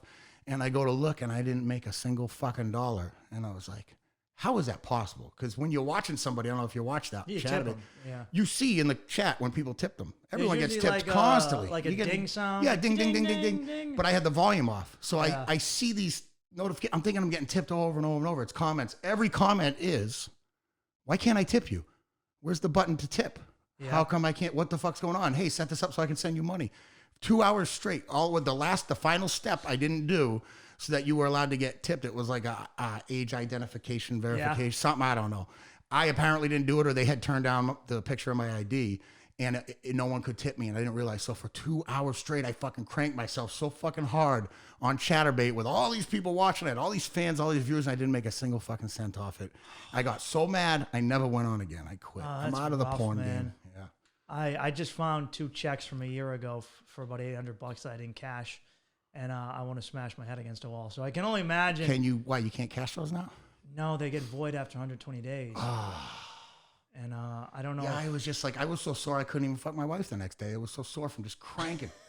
I have a friend and a fellow comedian who does that, except to like he'll degrade the guys that watch. He tried it and it didn't work out for him. Yeah. It floated through my mind. I just didn't end up doing it because I just feel like people would recognize my penis. And But who cares? Well, yeah, think that's a good about when you point. go on ChatterBait specifically, it's like endless pages of people. And it's the same ones on the first couple pages every time because they have the right, I mean, there's something to it. They know the right people or they pay the right company or something goes on. What's up? My penis is pretty recognizable. I like to I think. have a very recognizable Yeah, penis. me too, I think. I mean, it's just Yeah. how many uncircumcised Well, me, I mean, it's, gingers are there in I the show, city? I got to show my whole body because it's like I'm going for the bears. Yeah. They got to see that I'm a big, hairy, muscular guy. I got to show everything, you know? So I'm definitely recognizable. Yeah, I would only appeal to gay men, I think. Yeah. Yeah. I don't think I think women, I don't think too many women, I'm sure women some don't are, watch but are that. going on ChatterBait looking for And they're men not on the tipping. live cam. Yeah, it's not their thing. Yeah, They're getting what they want for free. Yeah. Speaking of, how'd you get into weightlifting? Because you lift heavy and competitively. Yeah, yeah. It was kind of a natural, organic thing. I grew up doing different sports. I did, like karate with kickboxing. I did wrestling. I did football, contact sports. And then also being around the hardcore scene, it was pretty violent at the time. And you saw these big, massive dudes that tended to be the ones that would win the fights. Yeah, I imagine. I remember seeing you one day, and you had a ring on, and it still had someone else's flesh in it from the night before. So it's just kind of a natural thing of like, well, I'm already around this, and I'm around this scene too, where it's a little rough, and you got to be strong. You got to train to be strong. But I just also had, separate from a survival thing, I just had a passion for that. Yeah. Growing up playing those kind of sports and doing fight sports and stuff. So it was a natural progression. Where as I was trying to make my body stronger and bigger, and I realized, well, who's the strongest, biggest of all the lifters? It's not bodybuilders, it's power lifters. They literally compete who lifts the most weight, period. So, at some point, I remember I was still getting into it while I was touring full time. And so I couldn't always get to gyms. I used to I'd unhook the trailer from the bus of the van and be lifting the trailers full of equipment. I'd find the biggest guy on tour in Europe and be like, I'm going to need to squat you twice a week for my session. I did whatever I could to just stay strong and get bigger, so that when I finally quit touring full time, I already had some pretty respectable lifts going on. And then by the time I said, I want to go do this, I want to compete. And I did my first competition. I already took all the state records as soon as I went in for Massachusetts. So I couldn't pinpoint an exact time, except I remember always wanting to be strong, always like researching, trying to train to be strong. And one day I saw a Powerlifting USA magazine in a supplement store, and I saw the guy had more plates than I could count on either side, and he was squatting. I was like, whatever the fuck, how that guy trains, that's what I want to do. Whatever the fuck he's competing in, that's what I want to do. So I just took to it real young. And it was always a thing. I got into it when I moved to New York, and then I lost all my gains during COVID. But I was at the gym 5-6 days a week for 3 hours a day, and I fucking loved it. I never thought I would enjoy. It's great if you're lifting doing weight. something you love. Yeah. Well, also I hate cardio, so I got my cardio from walking around the city. Like I'd spend like 3 hours a day on my feet just walking. Well, in powerlifting, we call cardio anything over 3 reps. Anyway. Yeah. So I did plenty of that. Powerlifting's great because you can be a fat fuck and still be a powerlifter. Yeah. Oh yeah. And be strong as hell, and Dude. you'll get the prettiest girl in the town, and It was all that. It was fun because I never wanted to be skinny or be one of those dudes who had like chiseled features. No. I just wanted to be bigger. I just wanted more muscle. I didn't mind if I was still a meaty fucking Yeah, dude. nice, big, strong, and maybe a little beer belly. I always thought that looks like a man. That looks good. Yeah, no, I'm a man. I'm not hairless. I'm supposed Not to hating have on hair. if someone's naturally chiseled, like great, awesome, good for you. You feel good like that, but it wasn't for me. I wanted to just be strong. You like to the point fucking- I gained over 100 pounds from lifting and eating. For a while, I was drinking a gallon of milk a day. Whatever it took to gain the weight. I used to go when double cheeseburgers at McDonald's used to be $1. I'd go train my squats and deadlifts, and after every session, I'd get 10 double cheeseburgers for $1, and I'd eat them in the next 2-3 hours. That's how what you no one fucking gain realizes is the amount of stuff you have to eat. Because They have no clue. I And how hit a hard to wall. train, man. They go, I would never. Well, I want to. People ask me if I want to get big. I don't want to be as big as you, and I always go, you could never be as big as Yeah, me. it takes work to get that big. Fucking 10, 15 years of eating yourself till you're gonna puke every 2 hours and training 3-4 hours in the gym. And you can't just go in there and train. You need to pursue new ways to train, seek out better people if you really want to be getting stronger. So it's like already with that attitude, you don't want to be big like you couldn't be no matter how hard you tried. So don't even bother. My last saying guest was shitting on me for my eating habits. Because I used to take, I would cook meat and then I would take the pan drippings, which would solidify, and then eat them. Yeah, like the bacon grease Yeah, stuff. yeah, I I would do that eat the still, grease. man. Fuck yeah. And You just pour it on something else. or I got so much shit because I was bulking, and I was saving money in the city, so people would see my Snapchat, Instagram stories, and it was usually me just making bowls of meat. I remember that you were showing the grease. I would eat remember a watching whole those. They're great. pound of beef, just beef, tomato sauce, cheese, and like 4 to 8 hot dogs. All right, throw them in a bowl.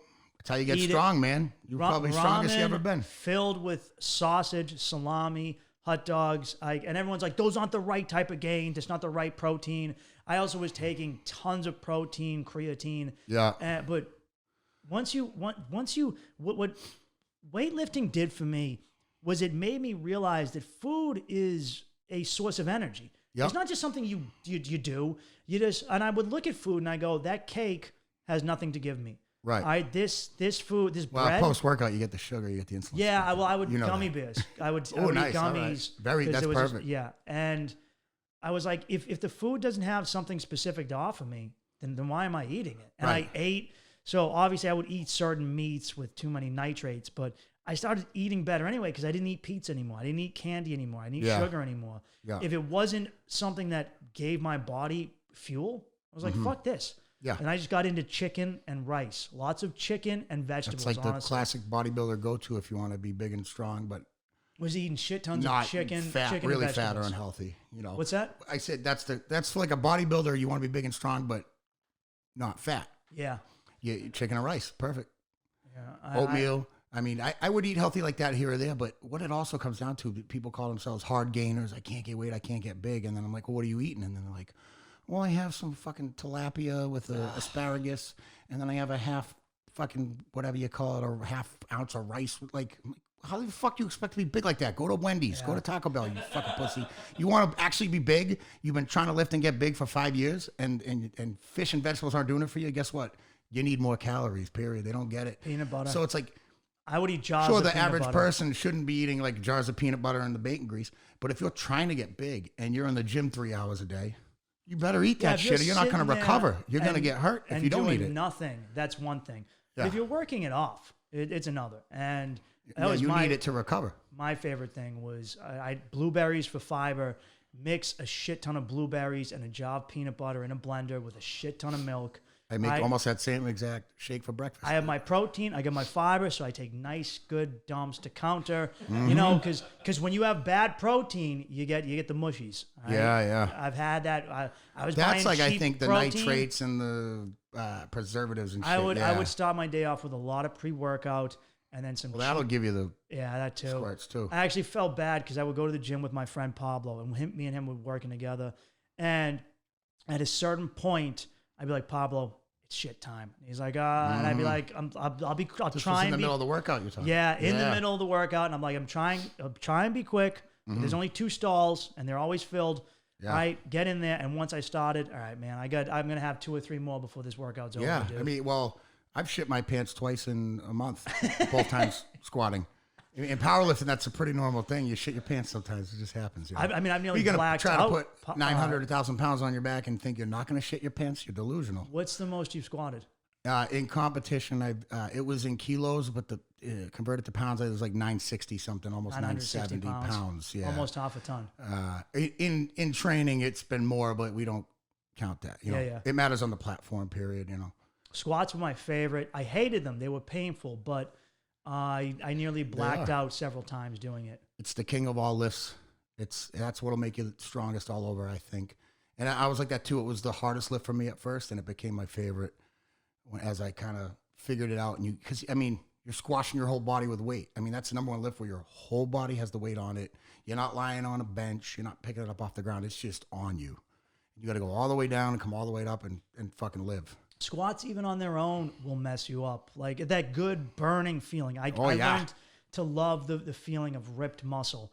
And like during quarantine, I used to go drive on this mountain in New Hampshire, and I would stand in this field at night, in the middle of the night, filled with snow, and I would just do 100 to 150 squats and just stare at the moon. Hell yeah. And count the moonlight, take my shirt off. It'd be freezing Get cold. that, like a I'm back pump, hamstring pump. And then I wouldn't be able to walk the next day. And that was, I mean, it was rough. But That's it was, Arnold Schwarzenegger thing. He used to talk about squat workouts. I think with Franco Colombo or with whoever his training partner was, they would do a fairly light weight and they'd just bring it out into the woods. And like if you and I did it, I do 10 reps. You do 10 reps, and I do 10 reps, and we go until somebody throws up or quits, and that was it. And he said that was like the best period of time for his leg development and back development was when they just did insane amounts of squats all the time, back and forth, till they fucking puked. And as you know, anyone that's actually like squatted for real and tried to, it makes sense. You get it. My favorite thing is I watch people continually attack people who lift and get jacked or whatever, and they go, oh, fucking roids. And I'm like, are there dudes that do roids? Yeah. But you're also just saying that because you don't want to put the work in. Jealous, yeah. I spent months looking at myself in the mirror going, I get nothing. I'm hitting a wall. I'm hitting another wall. Yep. And you just got to lift more. You got to eat more. You know what? They could look at like someone like that, they could take all the same roids as Arnold Schwarzenegger, twice as many.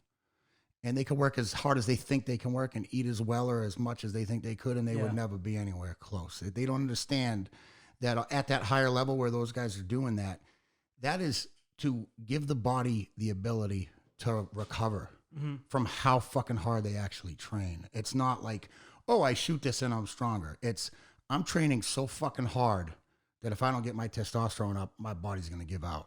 Because that's how hard they fucking go. And these people don't, I mean, granted, there are plenty of other people that just have no business touching the stuff and they're just wrecking their bodies. Oh, but, I met... And it's not a good thing to do unless you're trying to be like some kind of fucking world champion. Don't touch the stuff. But if you are that type of person and you think you could be a real world champion or something and you're competing somewhere where everyone else is doing it, I mean, like you said, it's just a jealousy thing, man. Those people could never achieve anything close to that, even with 10 times the steroids that some of those guys take. I knew dudes who would take roids and then not work out. Yeah. I grew up with a million of them. I know so many guys from Boston who did that. And they're taking like 10 times the dose of a champion powerlifter. But they wouldn't touch a weight. And they just think that they were going to get jacked. And they just they'd just be on the job site with fucking face full of acne. Yeah, like, gee, I wonder why you're losing your fucking mind. Yeah. Just angry with little dicks that aren't working, just grunting. Yeah. And I'm like, because they got nothing to recover from. They're wasting it. Yeah. They're getting all the negative side effects. With none of the benefits. Nothing. Yeah. Yeah. Fine. There's plenty of idiots out there. Well, then there's the guys that'll do an insane amount and lift for a couple months, and then they stop, and then they shrink back worse than ever, and they got the estrogen like a woman, and it's just so unhealthy. You got to be careful with your hormones. I used to take Propecia when I was losing my hair. I started going bald when I was 22, and you go bald because you have too much testosterone. And I started going early, and I was looks good on you though. I know, but I was afraid as a young man. As a young man, I was insecure. I hadn't grown into my manhood yet, and so I remember taking Propecia. And my doctor, I appreciate him doing this. He goes, "Look, if you take this, it's gonna shrink your prostate. You might have some side effects. So don't come to me if you get all emotional and you get man tits." And at least he's honest, right? And I took him anyway because I was like, "Oh, I won't get weird. I won't get pussy if I don't have." Yeah. And my dad's like, what are you doing? My best friend got more pussy than any of us, and he was bald. And I was like, no. Yeah, well, especially for men, we're lucky enough. Like, women aren't as visually stimulated.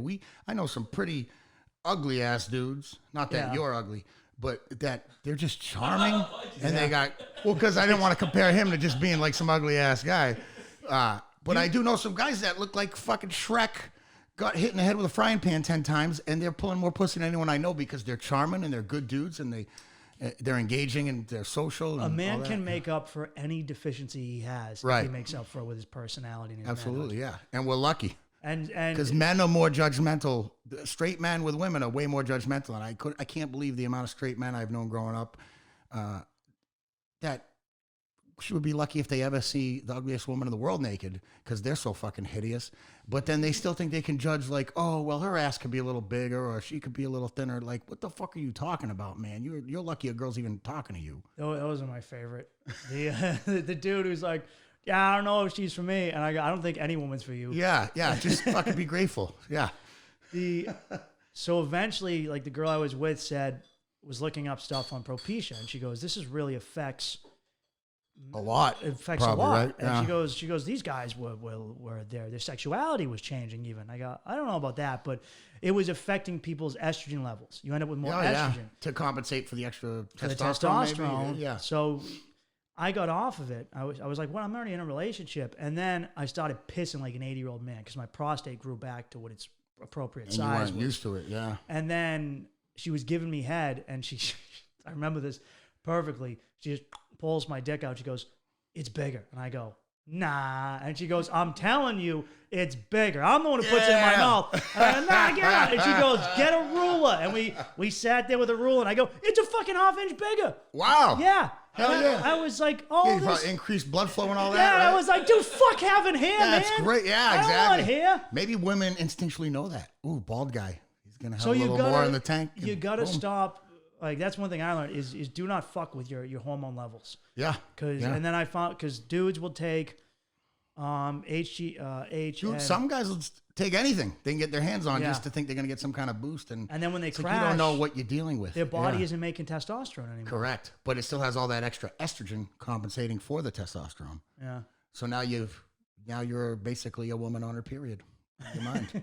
Seriously, that's why it gets a little crazy, you know? Yeah. Hey, do we ever do bathroom breaks? I'm going to piss my fucking pants. Yeah. Go upstairs. I'll All hold right. it down. Yeah. So Are we back on? I back can say on. I'm mellow nowadays, except earlier on the phone. this here is we go. actually what I wanted to ask you is I remember you and me a while back, you were talking about writing music. Yeah. And you said, I'm not as angry as I used to be. Yeah. So I'm having a hard time writing stuff. Yeah. Because so much, I from the outside in, when I first saw hardcore, it was like, dude, I'm watching a lot of guys really yell their You gotta feelings. be pissed, man. Yeah, you do. It's even when you're happy, even when like a song starts and a guy goes, this is the music. All right, this is that song. This just goes out to all those dudes that are living in the street, that are in the street, but they're with their friends and their family, and you just want to hug your fucking friend, but I don't want people to know I'm gay. Bah! Yeah. Well, it's funny. I mean, you're kidding around, but it's kind of true. Like a lot of people get older. I always say then you were never really into it. People get older and there is an element of like a lot of the things that I was angry about I've learned are stupid or my own insecurities, or we were just talking about like the fighting stuff, for instance, you know, like without getting too deep into it, a lot of that had to do with my own insecurity. Like, I can't let this guy talk to me like that. People think I'm a fucking punk. Where really, I don't care. I didn't care. I was just too fucking insecure that someone would think I was a pussy. Or also what happens is you get into this element. This is where it becomes a little more necessary. You get around a certain element or a certain lifestyle that I've kind of been engulfed in as part of my own programming or fault, where there is a different thing where it's like at some point, yeah, a lot of these people, it's from insecurity. And for me also, there was a lot of problems going on. Like you said, I used to have this death stare or whatever. I was just fucking, my wires were crossed, man. And I had a lot of problems I hadn't figured out yet. And as I figured out the problems and work on my own shit, I am way less angry and I get in way less fights because I learn how to let shit go and it doesn't reflect on me. At the same time now, sometimes you're around a crowd or an element where you can't let it go. It has nothing to do with your own insecurity. It's that if they smell weakness on you, I mean, I luckily never had to do time, but everyone, you know, the classic thing, you can't show weakness. If they smell weakness on you, you're alive. You can't be a nice guy. Even if you aren't bothered by it, you can't let it go. There is an element like that outside prison too, if you're around certain people where I grew up that way. Yeah, you're from South, you know, you can't let it go. So you might be totally secure and okay with it. I paid for being soft. Oh yeah, they'll eat you alive, man. And that's in Southie, that's in Brockton, that's even in suburbs and stuff too. I mean, if you're just around the wrong element, or ironically, what happens is a lot of people that grow up around that band together and become friends, but they all, like right now, everyone I hang out with, as things are opening up and around friends like down my area, nobody is the wrong element I hang out with right now, but they're all programmed like that. You know what I'm saying? I still have friends like that, and I mean, it's because you don't let them go, and I'm programmed like that, and I'm sure you are too. I am. It's something I have to fight because, well, this is what I dealt with. Is my initial comedy all came from anger. I was happy on stage, but it was anger. If you listen to where it was coming from, it was me ranting on stage about things I didn't like. Which was also fucking hilarious. It was like my first act was just about how much fun it was for me to watch Snooki from Jersey Shore get blasted in the face. Yeah. That was a lot of people enjoyed that. So you had your finger on the pulse. And then I started getting better, and I go, dude, what do I do if I'm not angry anymore? Because my favorite comics were angry comics.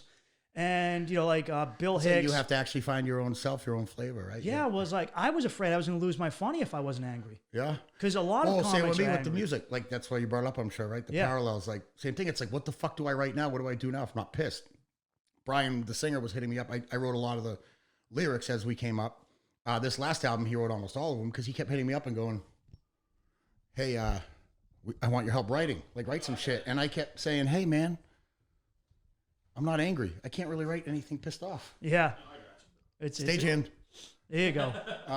So yeah, I could definitely relate. I get what you're saying. And then it forces you to really find your own style. I mean, that's a make or break, right? It's like either you become nothing, you're nothing without it because you were relying on it, or you can actually evolve past it and you become something special. I feel like when you get over it, you get better anyway. I got the table. Get this guy on a D list. Let's go. know. I feel like once We're you get fixing over it, you You're get over better. it. Yeah. And then now it's different. Now I have some anger come in and go, and I can actually embrace it and realize it's okay. You know what's funny, here and there, dude? but it doesn't consume me, This year I got angry again once COVID made me angry again, and not in a good way. And I lost. It didn't translate into me being funnier. It made me less funny. Because you found your own style and your own flavor. So it's like what's the word? Like you take a step back. I did. I took a fucking monster step back. But you still have a certain programming. Like you were saying as you were coming in, it's like, well, you said, I never want to be your enemy. It's go, well, I don't fight nobody no more. Now, what happened? We were on the phone earlier today. You heard me almost fight someone in the middle. Yeah. I thought you were joking, but you did almost beat the shit out of a guy. I'm just very calm because I'm so used to it. Because it's not anger anymore, really. It's like, oh, this is what we're doing now. Okay. Yeah. No, if I like, look, I told stories about me getting the shit kicked out of me from bouncers, and it's like, why would you do that? And I was like, well, because I didn't want people to think I was a pussy. Right.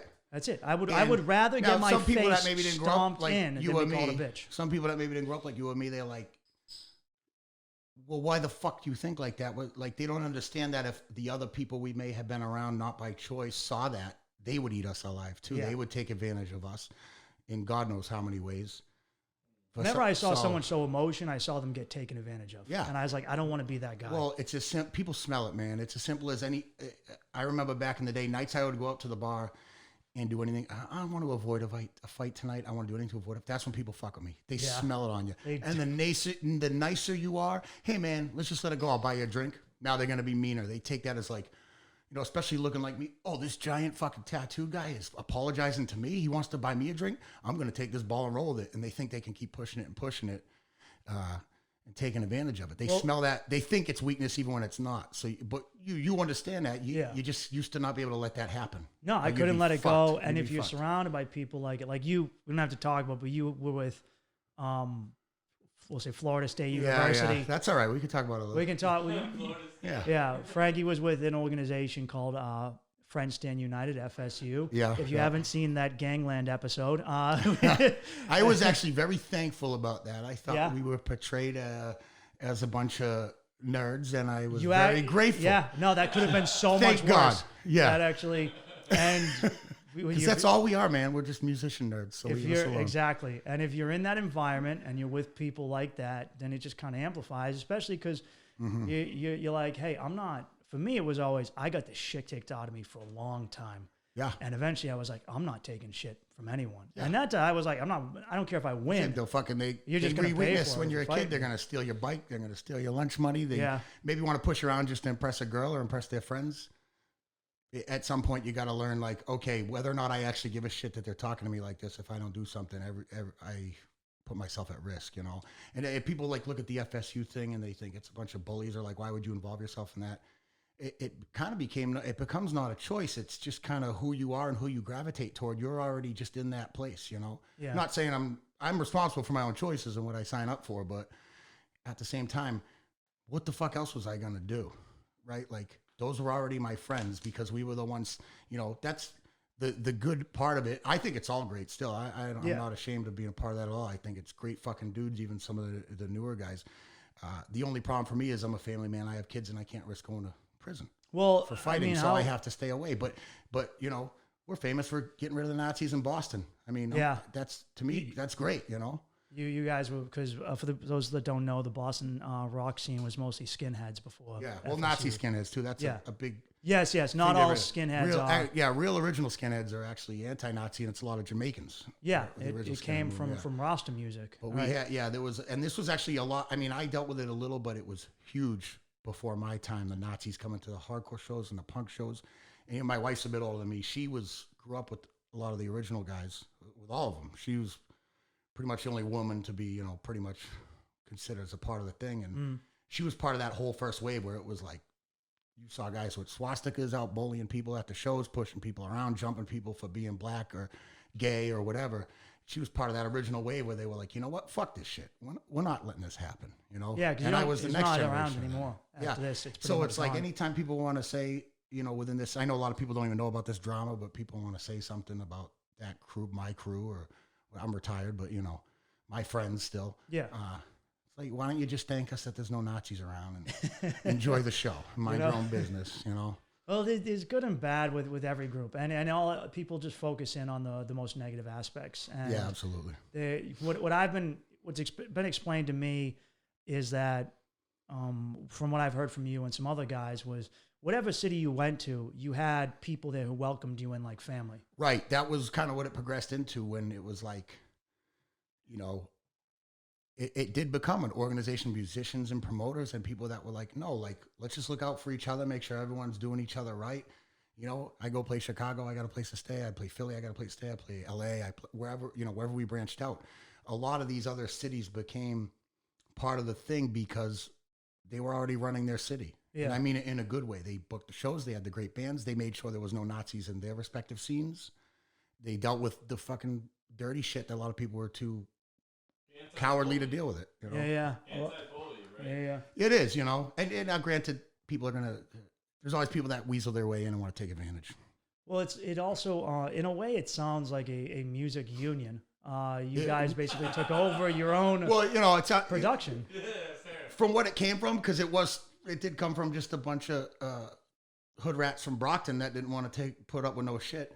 And in those days, there was tons of crews all around. It just happened to be the one that came out on top.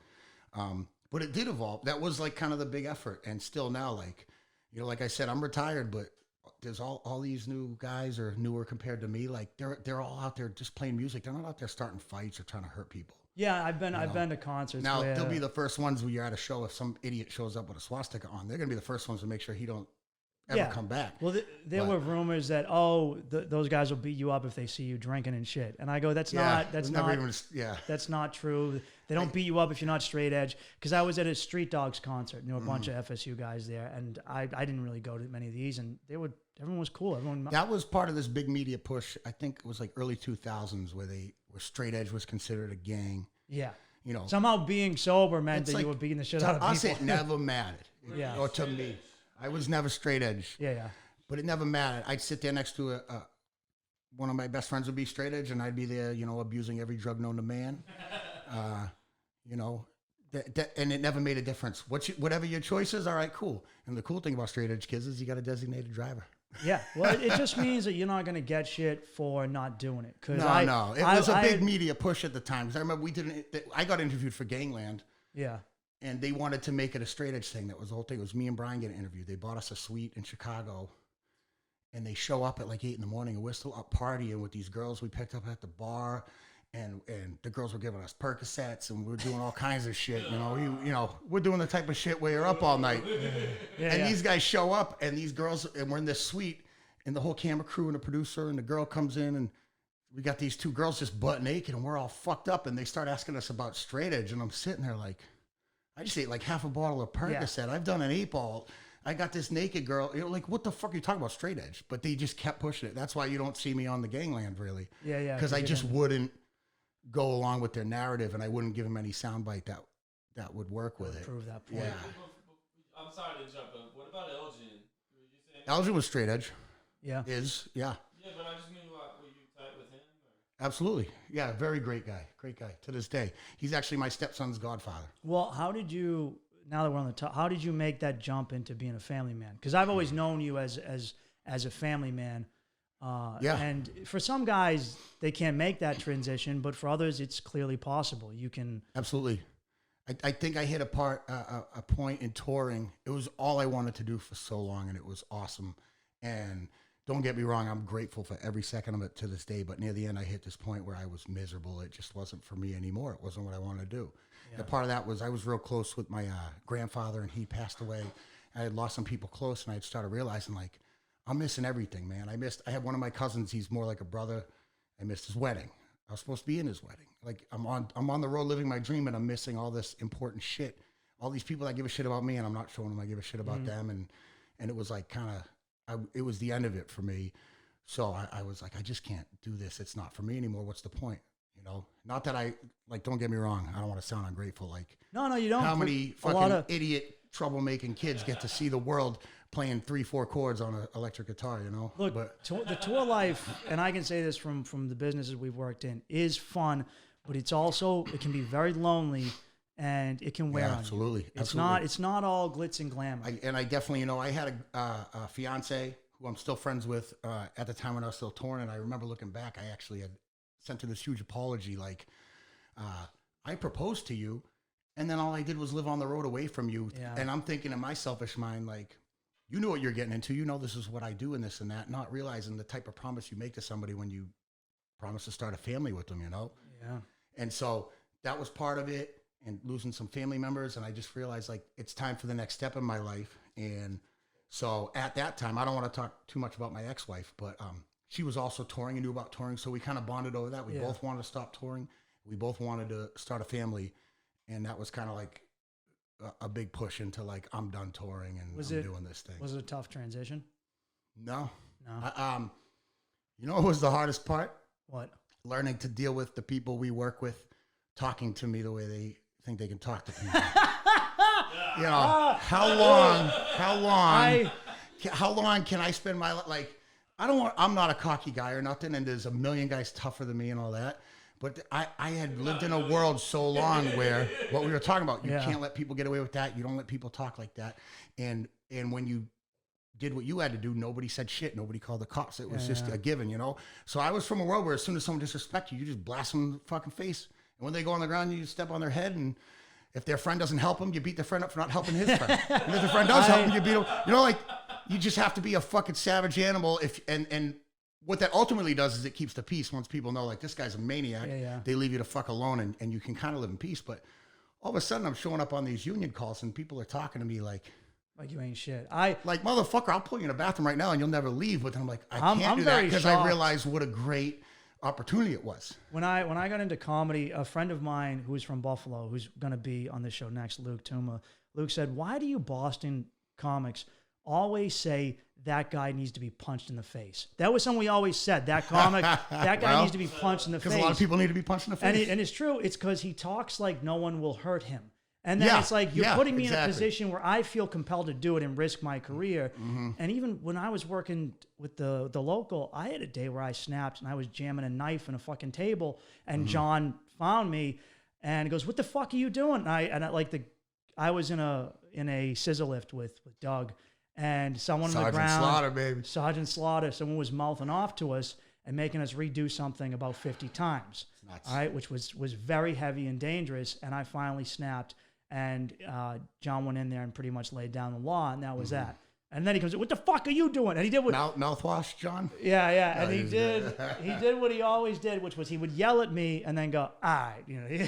And he'd let you know he loves you. Yeah, he was great with that. I get fucking 4 hours late to work. You know. He would do the because that's what we were getting to know each other. Yeah, he would do the thing. He'd want you to. He'd say half a sentence, not give you all the info, but think you know. Yeah. You know, because we do a lot of things like lengths of 5 feet, 10 feet. Like, hey, grab a couple of 5'10" shackle. And then he'd just drive off on his go-kart. And like, how the fuck am I supposed to know what that means? Go get that thing in the thing. But he had that little smile where you had to fucking love the dude, and you knew he wasn't really being a dick. You know? No, whenever I got in trouble, he quickly was over it. But he was good. Yeah. That, I feel, is the biggest issue for a lot of people. A lot of guys I've talked to, when they try and make that. I tried to work an office job once.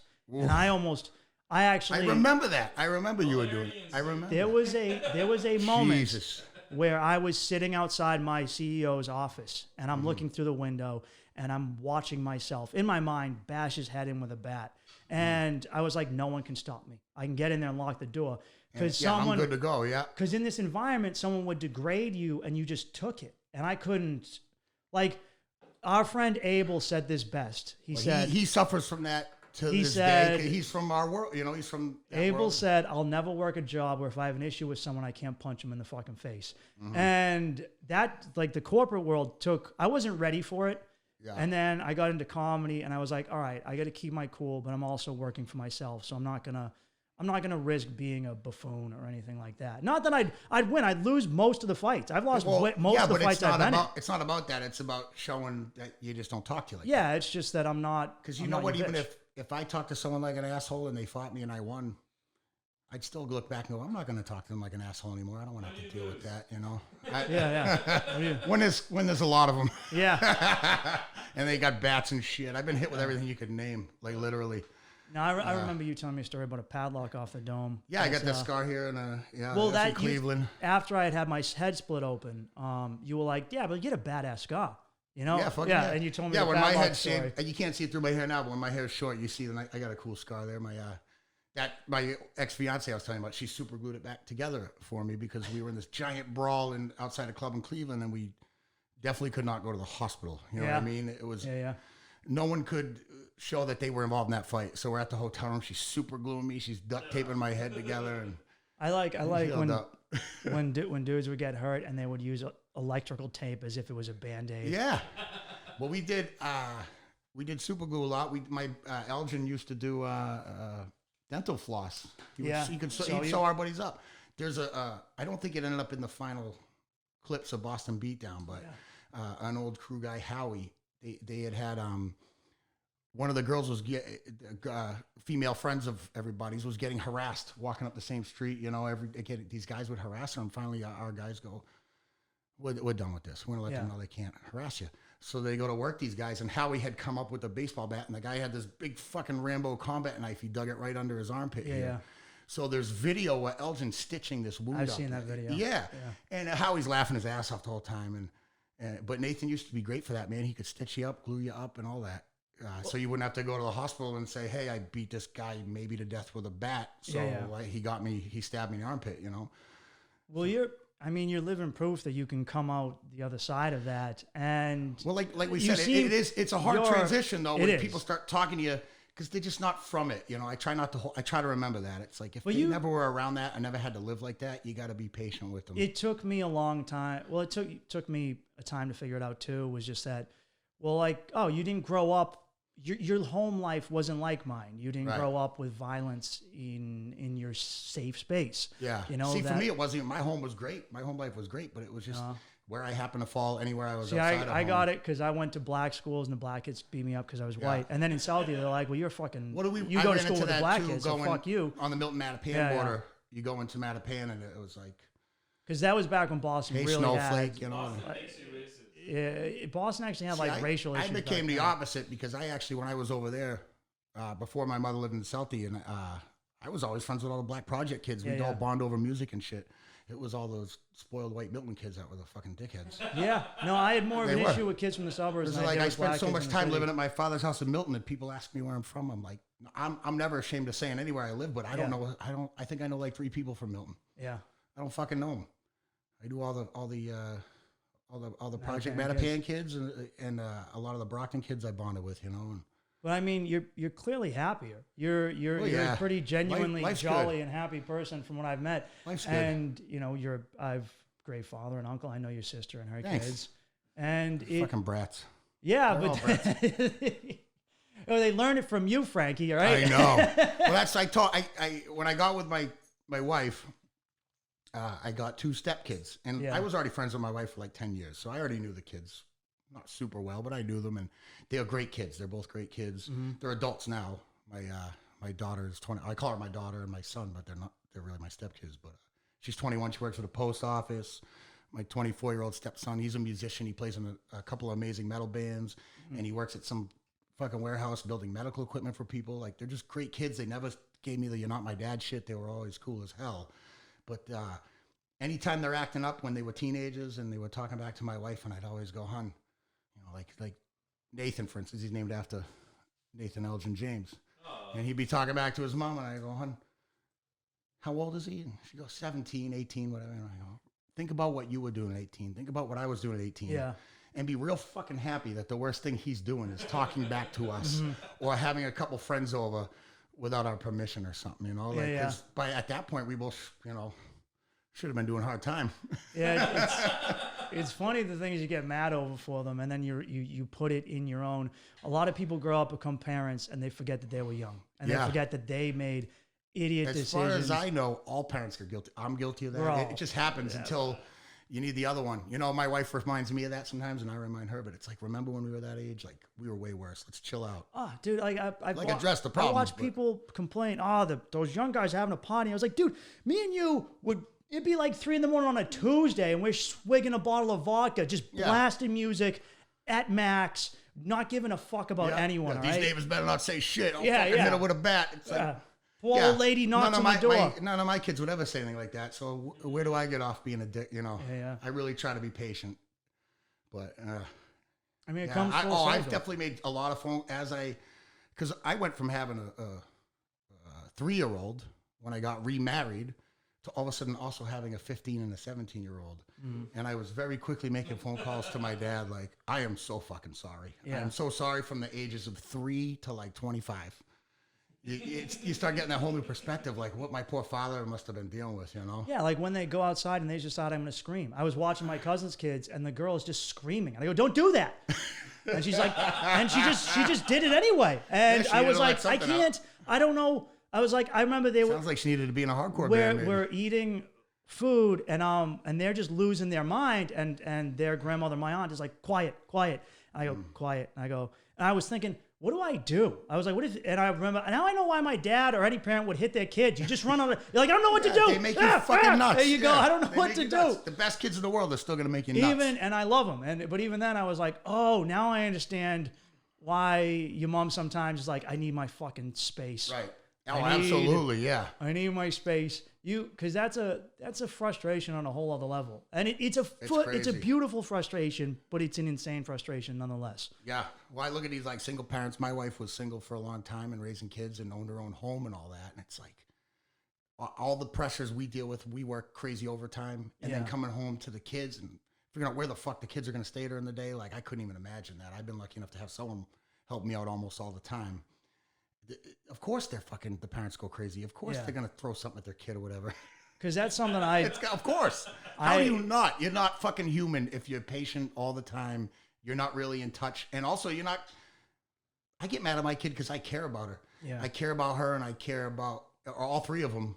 And I want them to be good adults and good people. And I feel like I have a responsibility to try to like guide them. Absolutely. So as soon as they're not doing that, I put it on myself. I'm frustrated with myself. It falls on you as a parent, which is a good thing to remember. And I've seen this with a lot of guys, and I get frustrated with who work in similar fields as us, who work the long hours or they tour, and then they go, oh, you know, my daughter doesn't respect me, and it's like, you haven't been home in 5 months, man. Yeah, you got to kind of reintroduce yourself. You got to remember, or you were off. You're in the military, and you were on tour for 9 months. Right. All right, and you came home, and they're like, you got to remember that 9 months to you was a blink, but to them, that is eons. Like that's half a their decade. Fucking life or something. It is. Yeah. That's why time passes and so it's slow not the as a parents' kid. fault, but you have to wrap your head around like you're dealing with a child, and it's a whole different perspective. Yeah, definitely. It works hard on them without a doubt. But that's like when Brian was hitting me up. He was talking about not angry anymore. It's like, if Brian hit me up for hardcore lyrics, I'm like, dude, what am I going to yell about? My daughter wouldn't eat her dinner? Yeah. Like, that's what I'm mad about now. Eat your fucking chicken nuggets! Eat your fucking chicken nuggets! You know? I had to stay overtime because I needed the money, but I didn't want to stay. Like, what am I going to complain about having an amazing union job? No, shut the fuck up. I'm not. You're motherfucking bad. There needs to be parent. People might relate to that. Actually, dude, you read my mind. Kill it. None of this Yanni bullshit, dude. Just Frankie up there, just screaming about what it is to be a parent, and all these moms in the crowd just like, fuck yeah. Actually, that's like oi music, man. Working class oi music kind of does that. Dude. They just sing about they work their ass off. You just want to go drink beers on the weekend and fucking relax from being a family man and a working man. But you read my mind. Maybe I should do that. Maybe dude, you definitely should. You absolutely need I'm a Parent hardcore where you scream about your gripes about your marriage and your kids. I'm in. I'll do a little side project thing. What do young people really like? We have problems when you're young. But when you grow up, that's when you have real problems. That's when you're like, oh, I'm going to lose my house. I'm going to lose my job. My daughter is a whore, or any number of fucking things. Like, I would never want to disrespect your family, but when you have a daughter one day, you know, that's a likelihood. I'm so afraid of that. Dude, like those are real problems. And that's when you need to scream. That's when you need to get on a stage. You're not and wrong scream. at all, yeah. Dude, there needs to be like Will you be in my band? Will you help? Absolutely, dude. I will be. I think you're onto something. For absolutely. Sure. There needs to be a place where like suburban moms can go, and there's a Gigi Allen for them. All right.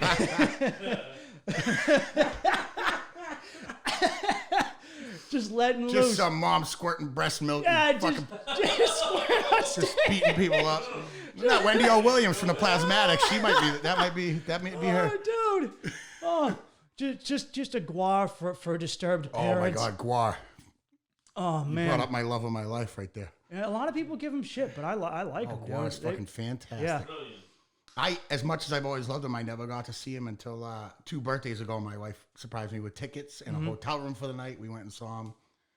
They cover you in blood and cum, and they fucking cut Trump's head off. And I remember when Kathy Griffin got in trouble for doing I remember she started turning and name dropping people. So and so did this. She tried to name drop Guar. She goes, "Well, Guar kills a effigy of Donald Trump on stage every night." And I'll never forget this quote. The people went and interviewed. So when Guar was interviewed about it, they said, "Guar apologizes for nothing ever." And that was just their official release. People are losing their jobs left and right for this, and everyone's panicking. And Guar just goes, "We don't apologize for anything ever. Fuck yourself." Guar has alien sex orgies on stage, okay? Yeah, they opened the show by pissing and coming on the crowd. It's not real, but I mean, it's a show. It's like and a it's a hell foot-long of a dildo show. on the outfit. They're fucking amazing. Yeah, if whether or not you're in the hardcore, punk, metal, whatever, if you ever have a chance to see the band Guar, I guarantee it will be an experience you'll never forget. No, without a doubt. That's what I miss, especially days of COVID, is real good showmanship. Yeah. Because the most beautiful things I realized in comedy and music is that talent is undeniable. And I remember working concerts, and you'd see people. The most undeniably talented band I've ever seen is Earth, Wind, and Fire. Oh, fuck yeah. I was backstage watching them, and I remember going, wow. It felt like they were having a party in the TD Garden, and everyone was lucky enough to be there. Yeah. And even the event staffs, the security guards, who were pricks, they're mean pricks, they were dancing in the aisles. Yeah. And I said, It's this too good. talent is undeniable. No one can, it doesn't matter who you are, you have to dance. Every fucking, that drummer is one of the best drummers ever. That bass player is one of the best bass players. Like, right up the line. Every musician in that group is one of the best musicians ever. Now, I don't know who does the songwriting, but they're one of the best songwriters ever. It's just, everything is undeniable. Like you said, undeniable talent. Yeah, that's some good shit. Shit, man. Well, I'm going to wrap this up, dude. Thanks for coming on, man. Hell yeah. I'm definitely going to have you on again because, oh, yeah, there's plenty of more stories. I know because I was talking to John the other day and he told me a story about you guys fighting some paisanos from the North End over turf for selling shirts. For T-shirts. Yeah, T-shirt, that's turf. what someone else was asking me about that recently. I was we had a long talk the other day and he was telling me that one. But I'm glad to see that you've made this transition successfully. Yeah, and me too. To show that, I don't know, this is kind of what this whole show is about, is that you can, regardless of where you come from, you can still be who you want to be at the end of the day. Absolutely. And where you came from doesn't define who you end up. That's right. I mean, some of that programming might stick with you, but you go on and you do what you want. Yeah. And you can still not be ashamed of that other part of you, but keep moving on and keep doing better. I'm a firm believer in, I don't hide my history, like everything we talked about. And I don't understand the mentality to do that because that shit made me who I am, and I learned from it.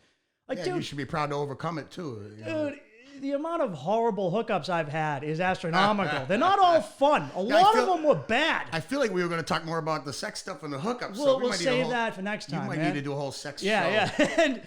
And I was like, it is what it is. It's you. I learned so much more from every mistake I made, from every ass kicking, from every terrible hookup, Absolutely. from every hangover, from every drug crash than I did from anything That's else. what the fuck you're supposed to be doing. You go around scared of everything and not living life, then what do you got to show at the end of the day? You haven't progressed. You haven't learned anything. What's the fucking point? Failures and mistakes are the greatest teaching tools I've ever had. Yeah, absolutely.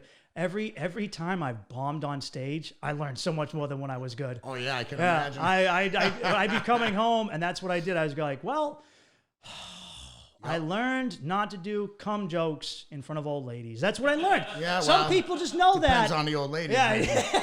But no, you're right.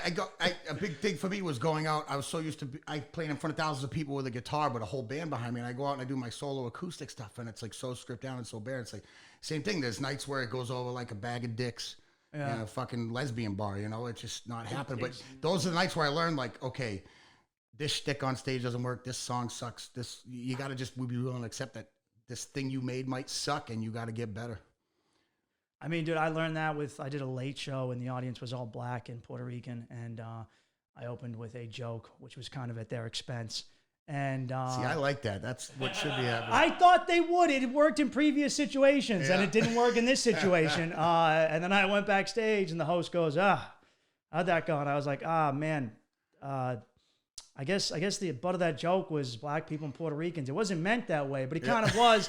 And he goes, well, there's a lot of them in the audience, Mike. So, and I go, whoops. But I've had that with every conceivable type of audience. Well, see, I think people like you and me, we have so many friends and family that aren't white that we joke back and forth like that. It's not so natural for some people. Some people aren't used to that. Yeah, absolutely. Too, well, dude, thanks for coming on. I'm going to have you on again. Thanks for telling the story. I'd love to come on again. I'm singing you a song next time, though. I'm singing you a love song. Oh, absolutely. No, I would love a love song. Live performance. Yeah. I'll give you a little. We can do something, man. We can finally get that parental hardcore in place. Yes. Well, I'm glad you come this way, man. Where can people find you? You have a new album. Where should they follow you? Find your music and follow I'm in the middle of recording the album now. It's the band I always toured with was Death Before Dishonor. So if you do at Death Before Dishonor, BHC, Boston Hardcore. But what I'm doing now is at Frank Puopolo Official. So I'm assuming you'll have the right spelling on the link or something, because no one can ever spell my name right. I know how to spell it. But it's just, it's Frankie Puopolo. That's my name. Or I have a backup band that I've named The Hellhounds. It's actually named after my dogs, because they're the real Hellhounds. But they hang out in the rehearsal space and they jam with us, and they're big fans of the band, so the backup band's named after them. But yeah, at Frank Puopolo Official. If you type that in, you'll find me on Instagram, Facebook, all that bullshit. I made what's the twatter? Twitter? I don't get this shit. Dude, Twitter's dying. What you need is I don't even go on it. So. No, you need a TikTok, dude. Well, TikTok is the next one. Yeah, TikTok's so the next maybe one. You know what? By the time this comes out, I'll have a TikTok too. I'll help you make at one. Frank Puopolo Official. There's a lot of booties on there too. I'm coming out. The song I sent you earlier, I'm in the process of putting together a little video for that. That's gonna be like the first single, so that'll be the pre-release before the album comes out. Nice. Oh, well, dude, thank you again. Thank you. All right. Thank you for listening, guys. Appreciate it.